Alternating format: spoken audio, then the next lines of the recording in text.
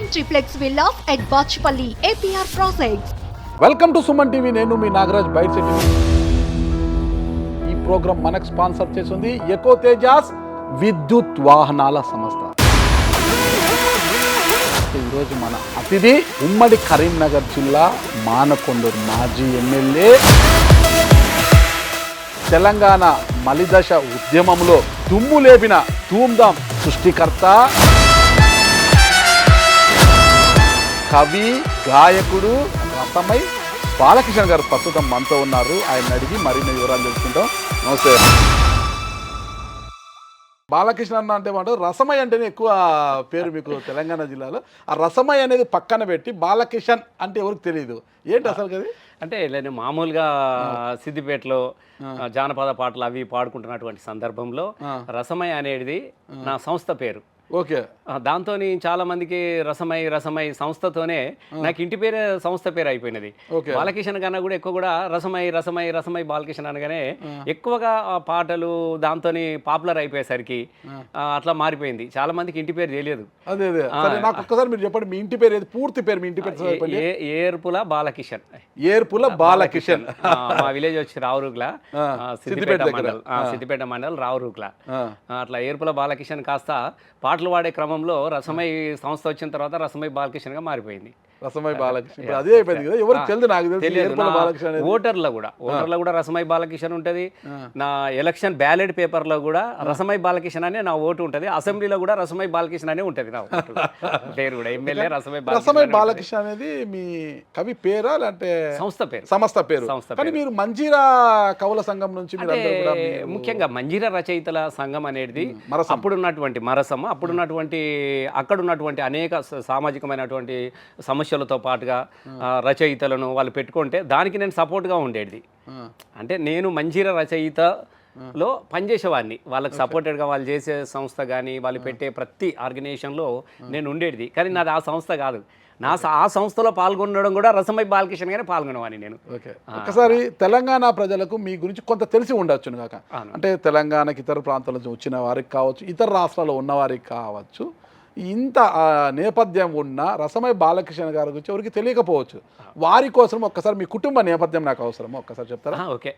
మా నాన్న మీ సొంత ఊరు రావురుగ్ల, మెదక్ జిల్లా, సిద్దిపేట. అప్పుడు ఉమ్మడి మెదక్ జిల్లాగా ఉండే, సిద్దిపేట జిల్లా లేకుండే.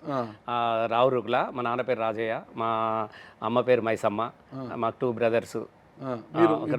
మీ ఇద్దరు బ్రదర్స్. మీరు పెద్దవారా? నేను చిన్నోన్ని. నాకన్నా 2 బ్రదర్స్ ఉంటారు. ఇద్దరు. ఒక అన్న బాంబేలోనేమో సెటిల్ అయిపోయారు, అక్కడే కాంట్రాక్టర్, అక్కడే ఉన్నాడు. ఇంకొక అన్న ఊర్లో వ్యవసాయం చేసుకుంటా ఉంటాడు. ఓకే. సరే, నాన్న ఏం చేసేవారు?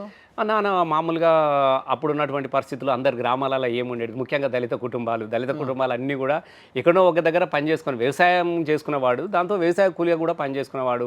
మా ఊర్లో దొర ఉండే, నారాయణరావు దొర అని, ఆయన దగ్గర పనిచేసేవాడు. అంటే ఆయన వ్యవసాయాన్ని మా నాన్న చేయించేవాడు. సరే, నాన్న చూస్తే ఒక వ్యవసాయ కూలీ అనుకోవచ్చు. నాన్న ఒక వ్యవసాయ కూలీ, అమ్మ కూలీ, ఒక కూలీ చేసుకునే కుటుంబం, చాలా చిన్న కుటుంబం కదా.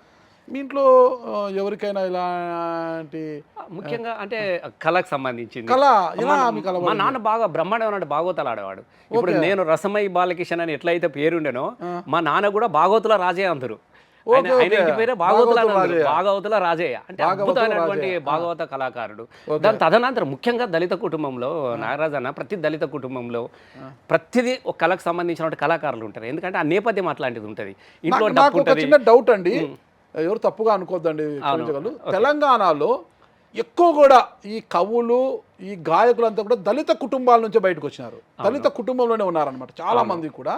ఎందుకు ఆ కుటుంబం నుంచే ఎక్కువ? అంటే ముఖ్యంగా ఎప్పుడైతే మీరు ఎప్పుడు గుర్తుపెట్టుకోండి, ఆకలి ఉన్న దగ్గర, అణచివేత ఉన్న దగ్గర అని తెలియకుండానే పాట పుట్టుకొస్తుంది, అని తెలియకుండానే ఆట పుట్టుకొస్తుంది, వాళ్ళకి తెలియకుండా రిధం పుట్టుకుంటూ వస్తుంది.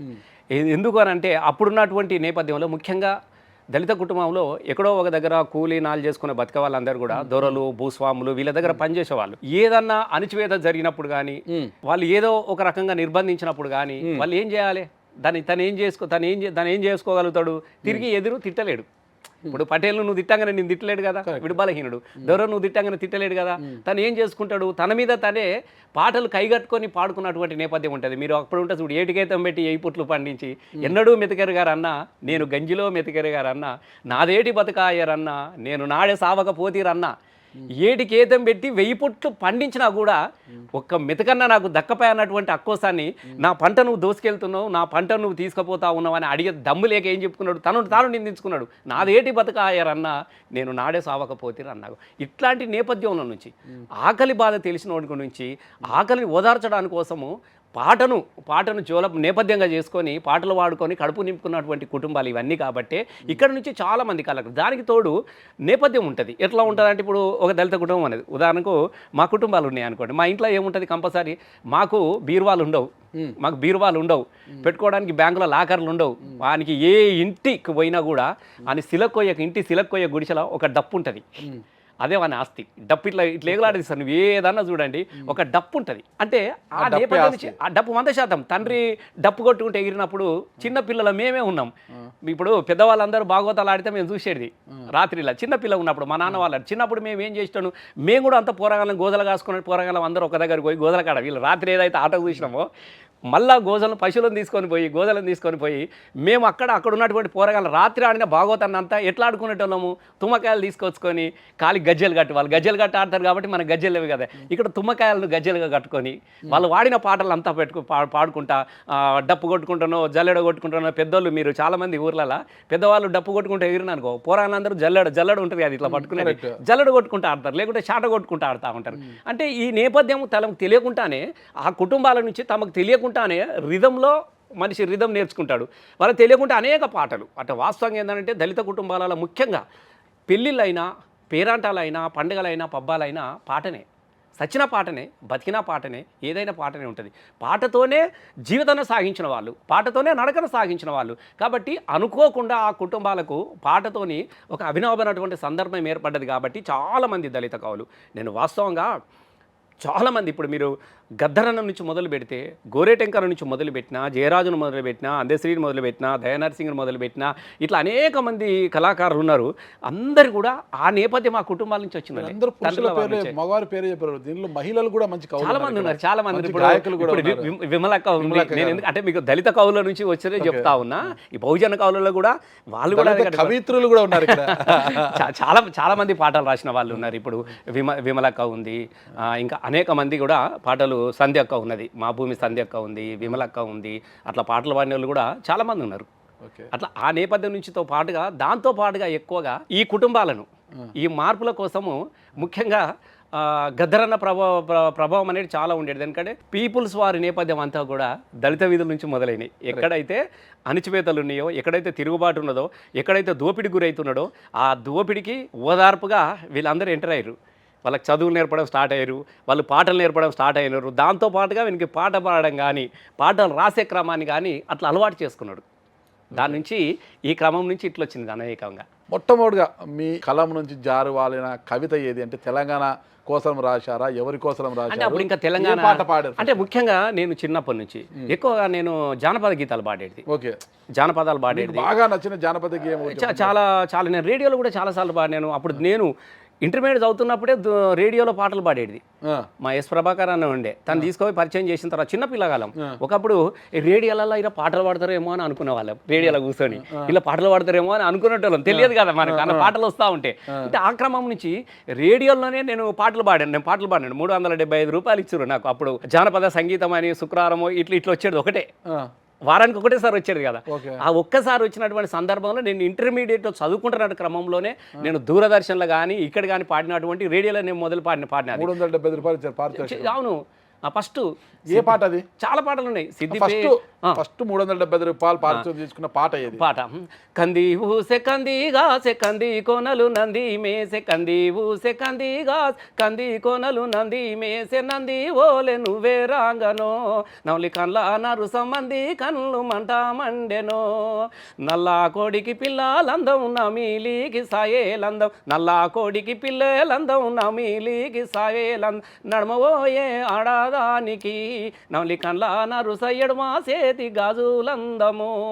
ఇది ఎట్లా ఈ పాట మామూలుగా వాళ్ళు నాట్లు వేసుకునేటప్పుడు ఇట్లా పాడుకున్నప్పుడు పాడుకునే పాటలు అంటే అప్పుడు జానపదులు వాళ్ళ శ్రమను మర్చిపోవడానికి కోసము అలసటను మర్చిపోవడానికి కోసము పాటలు అల్లుకొని నచ్చిన వాళ్ళ మీద కానీ కొడుకుల మీద కానీ మరుదుల మీద కానీ ఆటలు పట్టించే పాట ఇట్లా వదిల మీద ఇట్లాంటి డిఫరెంట్ పాటలన్నీ కూడా తీసుకుపోయి నేను అట్లాగనే అందరాని అందరాని అందరాని గట్ల నడుమ అందరాని గట్ల నడుమ గున్న మామిడో పిల్లగా అత్తింటి కోడాల రావే అంగడెల్లె భామ రావే ఆకుమలచి చేతికిస్తే అందుకునేవో పిల్ల అందుకుంటే అందుకుంటాను కానీ అందుటేల భయము లేదు ఒంటిదాన్ని కాదు పిల్లగా ఎంటయారాలో సామి అంటే ఇట్లాంటి చమత్కారంగా ఆ ప్రేమల మీద అలుకున్నటువంటి పాటలు కావచ్చు పోతావు పోతావే ఇట్లాంటి జానపదాలన్నీ కూడా నేను అప్పుడు బాగా రేడియోలలో పాడేది అంటే రకరకాల చాలా పాటలు పాడాను ఒక పాట కానీ కొన్ని వందల పాటలు పాడాను నేను రేడియోలలో దూరదర్శన్లో అప్పుడు మామూలుగా విలేజ్లో పాడిన పాట ఇది చాలా నాగులమ్మో నాగులమ్మో నల్ల నాగులమ్మ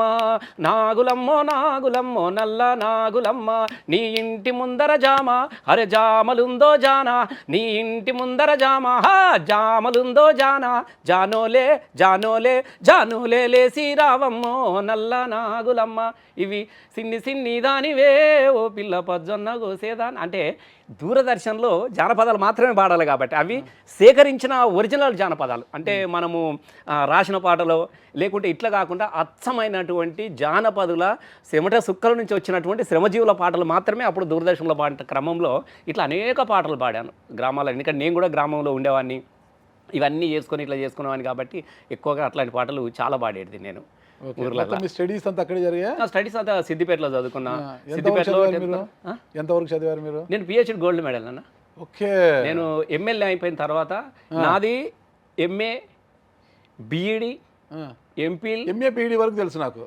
ఎంఫిల్ మళ్ళా పిహెచ్డి గోల్డ్ మెడల్ నేను ఎమ్మెల్యే అయిన తర్వాత చేశారు మీరు నా మీద నేనే చేసుకున్నాను రసమై తెలంగాణ మలివిడత సాంస్కృతిక ఉద్యమంలో ధూమ్ధామ్ బ్రాకెట్లో రసమై బ్రాకెట్లో రసమై అంతే అంటే నాకు అదృష్టం ఏంటంటే నేను చేసిన శ్రమకు గౌరవానికి నా మీద నేనే పరిశోధన చేసుకోవాల్సినటువంటి గొప్ప అవకాశం 100%. అది చాలా అరుదు నా మీద నేనే పరిశోధన చేసుకునే గ్రంథాన్ని రాసుకునే ఒక గొప్ప అవకాశం యూనివర్సిటీ తెలుగు యూనివర్సిటీలో నేను చేసిన అది నాకు కల్పించాలి. క్షమించాలి ఇక్కడ రసమై బాలకిషన్ గారు అన్నాను కదా కాదు డాక్టర్ రసమై బాలకిషన్ గారు మనతో ఉన్నారు.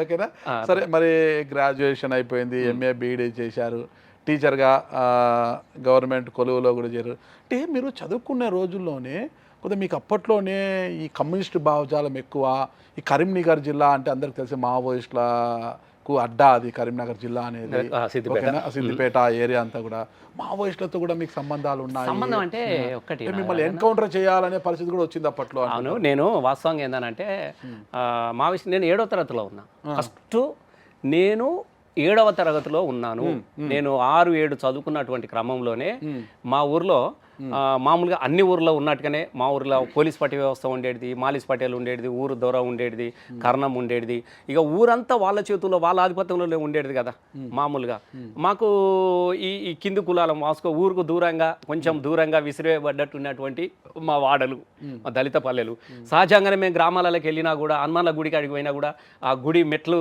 ముట్టుకోవద్దు గుడిని ముట్టుకోవద్దు గుళ్ళేకు పోవద్దు స్కూల్లో చదువుకున్నప్పుడు కూడా వెనక బెంచ్కి మాత్రమే పరిమితం మేము వెనక బెంచ్లలో కూర్చుండే పెట్టేది ముంగట పటేళ్ల పిల్లలు వాళ్ళ పిల్లలు వీళ్ళ పిల్లలు ఉంటే మేము ఎంత క్లెవర్గా చదివినా మాకేం చదివినా కూడా మమ్మల్ని వెనుకనే కూర్చుండే పెట్టేది తర్వాత అప్పుడు ఊర్లో అప్పుడు చిన్న స్కూల్లో ఇప్పుడు మీరు 75-80 ఆ పరిస్థితుల్లో మీరు చూసినప్పుడు 75-79 ఊర్లలో కూడా గోధుమ రవ్వ పెడతారు మొక్కజొన్న గుట్క అవన్నీ ప్లేట్లన్నీ మాతోనే గడిపిస్తారు మా ఏసీలో కాబట్టి మాతోనే గడిపిస్తారు స్కూల్లో తిన్న ప్లేట్లని మాతోనే గడిపిస్తారు పిల్లలు అన్నీ తిన్నట్టుకుంటా అంటే ఇట్లాంటి ఒక అమానుషమైనటువంటి అంటరానితనాన్ని చూసినప్పుడు చదువుకుంటున్నప్పుడు కూడా మనసులో బాధగా అడిగేది దాంతోపాటుగా మేము ఊర్లో బాగోతాలు ఆడినప్పుడు కూడా మేము ముంగట కూర్చోవద్దు వెనుక కూర్చొని చూడాలి ముంగటే అని విడిచిపెట్టాలి ఏం చేసినా ముంగట అంతా ఇక ఊరోళ్ళు ఇంకా వాళ్ళు వీళ్ళు మిగతా అన్ని క్యాస్టులు పోగా మిగిలిన ఒక వైపు ఇసిరిపెడ్డట్టు మేము భాగవతాలు ఆడినా కూడా ఊరికి ఇట్లా దూరంగా ఉండి చూడాలి మేము అట్లా ఇట్లాంటి భయంకరమైనటువంటి పరిస్థితులలో నేను కూడా చిన్నప్పుడు జీతం ఉన్నా పటేల్కు నేను కూడా ఎడ్లం కాసిన 3వ తరగతిలో ఆపి మా అన్న అట్లా బాంబేకి వెళ్ళిపోతే నేను 3వ తరగతి చదువుకున్న తర్వాత మా అన్న ఉండే ఆయన బాంబే వెళ్ళిపోయిండు అంటే చెప్ప చేయకుండా అంతా వెళ్ళిపోయింటే మా ఊరు పటేల్ది బర్రె ఉంటుంది, ఎడ్లు ఉంటాయి కదా, మేము మళ్ళీ ఇప్పుడు మా అన్నందుకు పైసలు కడతావా తీసుకున్నాయి, లేకుంటే వీళ్ళు పంపిస్తావా పశువుల కాడికి అన్నప్పుడు నేను కూడా ఆయన వెళ్ళిపోయిండు కంపల్సరీ పరిస్థితుల్లో దొర దగ్గర ఎడ్లు కాసి మీ అన్న వెళ్ళిపోయాడు, మా అన్న వెళ్ళిపోయాడు. మా ఊర్లో బండి నరసయ్య పటేల్ అని ఉండే, వాళ్ళ దగ్గర మా అన్న జీతం ఉంటే ఆయన వెళ్ళిపోయిండు, బాంబే పోయిండు. పొద్దుగాలు లేసు సొరకాలు రాలే 11 అవుతుంది, ఆయన బర్రెలు అట్లే ఉన్నాయి, దొడ్లే ఉన్నాయి, ఆయన పటేల్ వచ్చేసిండు. ఏం సంగతి అంటే ఇట్లా లేడు అంటే వెతికితే లేడు. మరి ఇప్పుడు ఏంది, మేము ఇచ్చిన పైసలు కొడతా అంటే పైసలు కూడా కాదు, తినడానికి కోసము వడ్లు తినడానికి కోసం ఇట్లా గాసం ఇచ్చేటోళ్ళు, ఏదో పైసలు ఉన్నాయి పైసలు ఇచ్చినప్పుడు మరి ఏంది అని అంటే అప్పుడు నేను కనబడతా ఉన్నా. నాకు విషయం ఏంటంటే నాగరాజు భాయ్ ఒక్కొక్కసారి జీవితంలో ఆ పటేల్ కొడుకునే ఇద్దరం క్లాస్మేట్స్, వాడిని ఇద్దరం క్లాస్మేట్స్, ఆ పటేల్ కొడుకునే ఇద్దరం క్లాస్మేట్స్ 3వ తరగతిలో. విచిత్రంగా ఎట్లా పరిస్థితి అయిపోతుంది చూడు. ఆయన వెళ్ళిపోయిన తర్వాత నేను ఆయన దగ్గరికి వెళ్ళిపోయాను, ఈయన పెట్టమని అడిగా, బిడ్డ ఇక అన్న పోయిండు కదరా, ఇక మరి ఎట్లరా, ఇక పటేల్ అయితే అవన్నీ కట్టమంటుండు, పైసలు కట్టమంటుండు, మన దగ్గర అయితే లేవు, ఇక 1 సంవత్సరం వేసి పోబిడ్డా అని చెప్పేసి ఆ రోజు నుంచి నా స్కూల్ కట్ అయిపోయింది, నేను ఇటు అయిపోయినా. ఆయన నువ్వు ఎట్లా అంటే ఒక్కొక్కసారి ఆయన ఎడ్లంగాడ మొదలు పెట్టినా నేను, ఆ పానము విలవిల ఆడిపోయాడు. 3వ తరగతిలో బాగా చదివేటాను నేను, అసలు క్లెవర్ బాగా. ఇక నాకు రోజు సాయంత్రం ఆ పటేలు కొడుకు చదువుకొని ఇక్కడికి వచ్చి బ్యాగులు వేసుకొని సాగానే ఆయనకి అన్ని సుచరాత నేను రాసిస్తుంటే పశువుల దగ్గర అన్ని బుక్స్ తీసుకొస్తే నేను లెక్కలు చేసి ఇచ్చేది, సుచరాత రాసి ఇచ్చేది. ఇక నాకు అందరిని అడిగేది, శ్రీనివాస్ రెడ్డి వచ్చిండా బడికి, వీళ్ళు వచ్చిండ్రా వాళ్ళు వచ్చిండ్రా అని అడిగేది, ఒక తృప్తి ఒక ఫీల్ అప్పుడు. అంటే అట్లాంటి పరిస్థితి నాకు. ఆ పరిస్థితి నుంచి 1 సంవత్సరము అట్లే కాస్తా ఉన్నా. ఒక రోజున రోడ్డు దగ్గర నేను పశువులు మేస్తా ఉన్నా, ఒక భూమే సారా అని ఉండే ఒక ఆయన, పుల్లూరు, మా దగ్గర పుల్లూరు అని ఉండే, సైకిల్ మీద వచ్చేటోడు. నేను ఇట్లా రోడ్డు పక్కన పశువులు కాస్తా ఉన్నా, ఆయన వచ్చేసి నన్ను చూసిండు, అరే బిడ్డ అరే అన్నాడు. నేను ఎగబడతా ఉన్నాయి, ఆయన చూసి భయపడి సార్ను చూసి అరే ఇట్రారా అని అన్నాడు. మెల్లపోతే ఏందిరా బిడ్డ అంటే, ఏందిరా బడికి వస్తాడు ఇంతమంది చదివినా అంటే ఇట్లా అయింది, మా నాయన ఇట్లా జీతం ఉంచిండు అదంటే. అరే అట్లా కాదురా బిడ్డ, నువ్వు ఇట్లా మంచి చదువుకున్నట్టు అని చెప్పేసి మళ్ళీ నెక్స్ట్ ఆ సంవత్సరం ఒకటి పోయింది. నెక్స్ట్ మళ్ళీ బడి స్టార్ట్ కాగానే మా నాన్న పిలిపించి, వాడు ఇంత మంచిగా చదువుతున్నాడు, వాడు మంచోడు, వాడిని అడ్జస్ట్ అని తీసుకుపోయి చక్కగా నన్ను తీసుకుపోయి సిద్దిపేట హాస్టల్ వేసిండు. ఇక డైరెక్ట్ 4 ఇవి లేవు, ఇక 4, 3, 4 లేదు, ఇక డైరెక్ట్ 5వ తరగతి లేచిరు ఇక నన్ను. ఇక కవర్ అయిపోయింది నాకు. అట్లా 5వ తరగతి నుంచి నేను మళ్ళీ హాస్టల్లో ఉండి నేను అట్లా చదువుకున్నా వదిలేసిండు. ఇక మా నాన్న బతిలాడిండు, ఆయనను కట్టిపించి అది చేసేసిండు. ఇక నేను రానన్న, ఇక నేను రాను, ఆడనే ఉంటా సిద్దిపేట హాస్టలే, ఇక నేను రాను అని చెప్పిన, నేను చదువుకుంటా ఉన్నా. అట్లా 6, 7 తర్వాత మా ఊర్లో కూడా ఈ వ్యవస్థ ఉన్నప్పుడు అప్పుడు కొత్తగా అన్నలు ఎంటర్ అయ్యారు. అప్పుడు శాఖమూరి ఎంకన్న అనే పేరుతోని మా ఊర్లోకి వచ్చాడు ఫస్ట్. అప్పుడు రాజేంద్ర ప్రసాద్ అని ఉండే, మా ఫస్ట్ ఒక వెంకట్రావుపల్లి అని ఒకటి ఉండే, పోలీస్ పటేల్ ఉండే, వెంకట్రావు ఉండే, ఆయన చంపేసారు. రాజేంద్ర ప్రసాద్ ఉండే, ఆయన ఈయన తీసుకొచ్చి ఇట్లా అప్పచెప్పిన తర్వాత అక్కడ నుంచి మా ఊర్లో కొద్దిగా ఆర్గనైజేషన్ కానీ అది కానీ కొంచెం భయం నుంచి దూరమైన క్రమంలో అప్పుడు గదరన్న పాటలు వచ్చినాయి. గదరన్న పాటలు కొత్తగా అప్పుడు క్యాసెట్లు ఉండే కదా, క్యాసెట్లు ఉండే. మా ఊరు నుంచి ఒక ఆయన మస్కట్ పోయాడు కొమ్మరే అని, ఆయన రాగా పెద్ద ఇట్లా పట్టుకొని వచ్చాడు. ఇక వచ్చేటోళ్ళ కంపల్సరీ తీసుకొస్తారు, దుబాయ్ ఎవరన్నా మస్కట్ పోయి ఇట్లా వచ్చిరని అంటే అది తీసుకొస్తారు. అది తీసుకొచ్చేసి ఏమది టేప్ రికార్డు పెద్దది తీసుకొని వచ్చి ఇక పందిరి ఊర్లలో ఎట్లా ఉంటుంది, ఇక క్యాసెట్ పెడితే ఊరంతా పోయి అక్కడ కూర్చున్నాడు కథలు చెప్పి, అలా కథలు ఆ కథలు ఈ కథలు పాటలు ఇవన్నీ క్యాసెట్లు తీసుకొచ్చినప్పుడు దాంట్లో గద్దరన్న క్యాసెట్ తీసుకొచ్చింది అందులో. అప్పుడు కొత్తగా వస్తూ ఉన్నాయి. అప్పుడు గద్దరన్న ఫస్ట్ పాట, అయ్య చేసినప్పు కిందికి దొరల్లో జీతగాడ, 6 ఏళ్ళకి జీతముంటివా దొరల్లో జీతగాడ, మీ సమన్న మొలువక ముందే దొరల్లో జీతగాడ, కాశగొట్టి కుప్పగోసివా దొరల్లో జీతగాడ అని ఈ పాట. అమ్మ ఇది మన పాటనే, ఇది మన పాటనే, ఇది ఎట్లా రాసిండు, ఇది మన పాటనే, ఎట్లా ఎరుకైంది అని అనుకుంటుంటే ఇది మనదే కదా, అయ్యే చేసినప్ప కిందికి 3 ఏళ్ళు, అబ్బా ఇది నాదే అని ఒక ఫీల్ భావన. దాంతోపాటుగా ఊరు మనదిరా, ఈ వాడ మనదిరా, దొరయందిరో దొర పోకడేందిరో అని ఆ పాట. ఒక్కసారి మీ గాత్రం నుంచి వినాలంది. ఊరు మనదిరా, ఈ వాడ మనదిరా, పల్లె మనదిరా, ప్రతి పనికి మనం రా, సుత్త మనది, కత్తి మనది, పలుగు మనది, పార మనది, చల్ బండి మనయిరా, బండెడ్లు మనయిరా, దొరయేందిరో వాని పీకుడేందిరో అని ఈ పాట. ఇట్లాంటి పాట. దానిలో ఇంకా చాలా రకరకాల పాటలు. అవి ఎంతగా ప్రభావితం చేసినాయి అంటే అవన్నీ చూసుకొని మేము రాసుకొని గిన్నె కొట్టుకుంటా పాడేది మళ్ళీ మేము ఓకే. గిన్నె కొట్టుకుంటా పాడేది పాటలు సురువైపోయినాయి పాటలు. ఒకరోజు మా ఊర్లోకి ఇట్లనే మా ఊర్లో ఒక యూత్ ఉండే నవ్య యూత్ అని దసరా పాలపీఠం చూడబోతాం మేము ఊరందరికీ. చెరువు కట్టకు పోతాం మేము. చెరువు కట్టకు పోతున్న క్రమంలో మేమందరం ఇట్లా ఎర్ర రిబ్బన్లు కట్టుకొని ఇట్లా పాటలు పాడుకుంటూ పోయినాం. ఇది మా ఊరు పోలీస్ పటేల్ ఉండే ఒక ఆయన నారాయణ పటేల్ అని, ఆయన పోలీస్ కంప్లైంట్ ఇచ్చిండు. అప్పుడు దుబ్బాకల కర్ణాకర ఎస్ఐ ఉండే, వాళ్ళతో వచ్చిన అందరిని పట్టుకొని పోయిండు. నేను చిన్న పిల్లగాని అప్పుడు, నేను 6th 7th క్లాసే.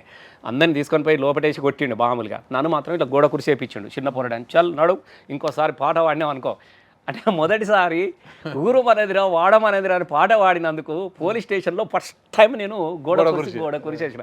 నాకు జీవితంలో ఎప్పుడు గుర్తుంటుంది. అంటే పాట పాడినందుకు పోలీస్ స్టేషన్ మొదటిసారి. అప్పుడు ఎందుకంటే పోలీసు వాళ్ళు వచ్చిరంటే పరిగెత్తుతుంటాం కదా, అసలు పోలీసులు అంటే ఎంత భయము. ఎవడన్నా బువ్వ తినకపోతే పోలీసులు వత్తురు అని పొలాలకు వినిపించేది. అంటే పోలీసులు మనకు తెలియకుండానే పరిగెత్తేది. ఎందుకో అప్పుడు పోలీసులు ఇక్కడికి నెక్కర్లు కదా, నెక్కర్లు ఎత్తుకొని అంటే ఎందుకో ఒక పోలీస్ అంటే ఒక రాచకమైనటువంటి పరిస్థితి కనపడు. అట్లాంటి పరిస్థితిలో నేను ఫస్ట్ అక్కడ పోయి ఈ నేపథ్యాన్ని అడిగిరు కాబట్టి అని చెప్తా ఉన్నా నేను. అట్లా దాంతో నువ్వు ట్రావెల్ అయిపోయిన సందర్భంగా నేను సిద్దిపేట మోకాలతో నిలబడేది.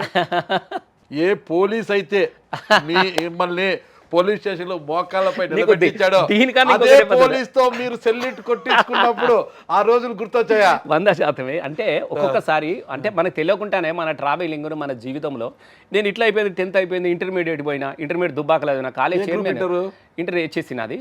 నేను కాలేజ్ చైర్మన్ ఆర్ఎస్సి ఫ్యానల్ నుంచి. కాలేజ్ మంచి స్టూడెంట్ కదా మీరు, వచ్చేసి ఎందుకు పోయారు? ఇక నాకు అప్పటికి కొంచెం ఈ దీనిలో చురుకైన పాత్ర అయిపోయింది కదా, అది పార్టీలా ఇది ఆర్గనైజేషన్, ఈ అన్నలకు వాళ్ళతో తిరగడము, ఇక అన్నలతో తిరగడము, ఇదంతా కొద్దిగా స్టార్ట్ అయిపోయింది. ఇప్పుడు శాఖవీరు వాళ్ళందరూ మా ఇంటనే ఉండేవాళ్ళు. వాళ్ళు ఎక్కడన్నా ఉంటే వాళ్ళని దించొస్తుంటే సైకిల్ మీద తీసుకొని పోయి, వాళ్ళ సైకిల్ మీద పోయి దించొస్తుంటే, వాళ్ళకి అన్నం తీసుకుపోయి ఇచ్చేస్తుంటే. అంటే చిన్న పిల్లగాని కదా, 10th నన్ను ఎక్కడ పోయి తీసుకుపోయేటోళ్ళు వాళ్ళు ఎంబడి. అట్లా మెల్లగా ఈ 10th తర్వాత దుబ్బాకలో నేను ఇంటర్మీడియట్ జాయిన్ అయినా. అప్పుడు నేను మొదటిసారి కాలేజీ చైర్మన్ అయినా. నేను ఆర్ఎస్సి ఫ్యానల్ నుంచి నేను కాలేజీలో మాట్లాడుతున్నట్టు స్పీచ్ రోజున ఫస్ట్ టైం నాకు అదో ఆర్ఎస్సి ఫ్యానల్ నుంచి. ఆ రోజు రాడికల్ స్టూడెంట్ యూనియన్. అప్పుడు ఎట్లా ఉండే అసలు భయానకమైన పరిస్థితుల్లో నాకన్నా ముందు రామలింగారెడ్డి ఉండే అక్కడ దుబ్బాక. రామలింగారెడ్డి చనిపోయిన రామలింగారెడ్డి అదే కాలేజీ. ఇక కొంత దుబ్బాక కాలేజీ అంటే కొంచెం దీనికి ఎక్కువ అన్నట్టు. ఇప్పుడు వరంగల్ సీకేఎం కాలేజ్ లాగా ఈ దుబ్బా కాలేజ్ అంటే మొత్తం వీళ్ళే ఉంటారు, ఈ విలేజ్ నుంచి వచ్చే వాళ్ళు ఉంటారు కదా, బ్యాక్గ్రౌండ్ అంతా వీళ్ళే ఉండే పిల్లలు ఎక్కువ ఉంటారని నేను అక్కడికి పోతే అక్కడికి నాకు ఫస్ట్ టైం అమరాన్ అక్కడనే పరిచయం. నాకు ఇప్పుడు విమలాక్ వాళ్ళ హస్బెండ్ అమరు, నాకు ఫస్ట్ టైం అమరాన్ అక్కడ పరిచయం అయింది నాకు. ఆ రోజు కాలేజ్ స్పీచ్ రోజున అనుకోకుండా వచ్చిండు, సో పరిచయం ఉన్నాయంటే అక్కడ నేను కాలేజ్ చైర్మన్ అయిపోయినా. కాలేజ్ చైర్మన్ అయిన తర్వాత ఇక లాస్ట్కు ఒక భయానకమైనటువంటి పరిస్థితులు ఏంటంటే దుబ్బాకలో అంత అప్పుడు నక్సలైట్లు వీళ్ళు భయానకమైన యుద్ధం జరుగుతున్నటువంటి క్రమంలో నన్ను చైర్మన్ అయిన తర్వాత నన్ను అరెస్ట్ చేద్దామని అనుకున్నారు. నన్ను అక్కడ అరెస్ట్ చేయాలి అని లాస్ట్ ఎగ్జామ్ రాస్తున్నా. నేను ఇంటర్మీడియట్ లాస్ట్ ఎగ్జామ్ రాస్తున్నా. మా Narayana second year last exam. నేను సెకండ్ ఇయర్ ఉన్నప్పుడే కాలేజ్ చైర్మన్ అయినా. ఫస్ట్ ఇయర్ అన్నప్పుడు దాని జనరల్ సెక్రటరీ ఉన్నా. సెకండ్ సార్ మాత్రం నేను చైర్మన్ అయినా. ఎగ్జామ్ లాస్ట్ రాస్తున్నా. నారాయణ రెడ్డి అని ఒక లెక్చరర్ ఉండే, చనిపోయింది పాపం. రసమై నేను అట్లా అప్పటికి ఇంకా నేను బాలకిషన్ నేను అరెస్ట్ చేసేటట్టున్నారు పోలీసులు అది అని అంటే లాస్ట్ ఎగ్జామ్ రాసిన. ఇంటర్మీడియట్ కదండి అప్పుడు, ఇంటర్మీడియట్. ఇక మైనర్ ఏముంటుంది ఇక అప్పుడు అన్నలకు సపోర్ట్గా ఉన్నాడు, కాలేజ్ చైర్మన్ ఉన్నా, ఫ్యానల్తో ఉన్నా అన్నటువంటిగా అనేకమైనటువంటి ఉంటాయి కదా ఇక అవన్నీ. ఇక వాళ్ళు చాలా సీరియస్గా అప్పటికే ఎన్కౌంటర్లు జరుగుతున్నటువంటి క్రమం స్టార్ట్ అయిపోయింది. అప్పటికి ఇక నన్ను ఖచ్చితంగా అరెస్ట్ చేయాలి అనేది వాళ్ళకి ఉంది రిపోర్టు. మళ్ళీ ఇంటర్మీడియట్ అయిపోయిన తర్వాత అన్నలకి వెళ్ళిపోతాడో ఎక్కడ పోతాడో తెలియదు కదా. అట్లా అని నన్ను లాస్ట్ క్లోజ్ చేద్దాం అనుకున్నారు. ఇక లాస్ట్ క్లోజ్ చేద్దాం అనుకున్నారు. అక్కడ లాస్ట్ ఎగ్జామ్ రాస్తున్నా. నారాయణ రెడ్డి సార్ ఉండే వచ్చి రసమైన నేను అరెస్ట్ చేసేటట్టున్నారు బల్షన్, నువ్వు జాగ్రత్తగా ఉండానంటే లాస్ట్ ఎగ్జామ్ రాసిన. ఇట్లా ఇసిరేసిన అంతే, ఇట్లా ఇసిరేసిన. నేను బయటకు ఇసిరేసి పరిగెత్తుకుంటూ వస్తూ ఉన్నా. అట్లా కాలేజ్ గేట్ దగ్గర ఒక శ్రీనివాస్ రెడ్డి అని ఒక పిల్లగాని పెట్టిరు. అప్పటికి అరేంజ్ చేసిరు. ఇక సైకిల్ పట్టుకొని రెడీగా ఉన్నాడు. నేను పరిగెత్తుకెళ్ళి సైకిల్ మీద కూర్చున్నా. మేము సైకిల్ మీద పోతున్నాం, పోలీస్ జీప్ వెనకొస్తా ఉన్నది. మీకు పెద్ద సినిమా అది. వాళ్ళ పోలీస్ జీపు, మేము సైకిల్. పోయినాం ఒక ఎత్తుగడ ఇట్లా దిగుతున్నాం. పోలీసులు కింద అయ్యారు, మేము మీద అయిపోయినాం. మేము కట్టుకొట్టేస్తే చక్కగా ఒక ధర్మాజిపేట అని ఒక ఊరు ఉంటుంది, ఏది రామాయంపేట సిద్దిపేట మధ్యన రోడ్డు. అక్కడికి వచ్చినాం. అయితే లారీ ఎక్కించిన. నేను లారీ ఎక్కి సిద్దిపేట దిగిన. ఆ పిల్లగాడు అటే పోయిండు అన్నల పోయిండు ఇక దళం నాయకుడు వెళ్ళిపోయింది ఇక క్లోజ్ ఇంకా రాలే ఇంకా మళ్ళీ ఆయన దొరకలేదు ఆయన వెళ్ళిపోయిండు ఇక నన్ను నా లారెక్కించేసి వెళ్ళిపోయిండు సజీవంగా ఉన్నాడు ఉన్నాడు తర్వాత చాలా రోజుల తర్వాత లొంగిపోయిండు ఉన్నాడు శ్రీనివాసరెడ్డి అని ఇక దాంతో వచ్చేసిన ఇక మళ్ళీ ఇక్కడికి వచ్చిన తర్వాత అప్పుడు ఇక మా వాళ్ళు కొంత ఫైర్ పెట్టి ఇక పోలీసులు అది అట్లా అది ఇట్లా కాదు ఇక అప్పుడు మా నాన్న కొంచెం వాళ్ళ వీళ్ళ పాస్ అయిపోయి మళ్ళీ డిగ్రీ ఇక్కడ సీకేఎం కాలేజ్ వరంగల్ అక్కడికి పోయినా సీకేఎం కాలేజ్లో చదువుతున్న క్రమంలో మా ఊర్లో అప్పుడు ఈ శాఖమూరి ఏం చేసిన అంటే ఇక నేను ఊర్లోకే వెళ్ళిపోయిన తర్వాత కొంతమంది పరిచయం చేసినాం ఇక ఆయన ఏం చేసినంటే ఒకరోజు అప్పుడు గ్రైనేట్స్ ఉండే అన్నల దగ్గర తుపాకులు కాదు గ్రైనేట్సే ఒక పిస్తోల్ ఇచ్చే వాళ్ళు ఎక్కువ గ్రైనేట్స్ ఇసిరేసేవాళ్ళు కదా ఆత్మరక్షణ కోసం అని ఇద్దరే ఉన్నారు అట్లా ఆయన ఏం చేసినంటే అప్పుడు శాఖమూరి ఇవి తీసుకొని వచ్చి ఒక గొల్ల ఆయన ఉంటాడు గొర్రెల కాడ ఆయన కొంచెం సింపదేజరు ఇవి మీ దగ్గర పెట్టుకొని ఒక బ్యాగ్ ఇచ్చిండు ఆయన గ్రైనేట్ల బ్యాగు ఆ బ్యాగ్ ఇస్తే ఆయన ఏం చేసిండు ఇంటికాడ గొర్రెలతో పాటుగా తీసుకొచ్చి ఎవరికి చెప్పకుండా కుండల పెట్టిండు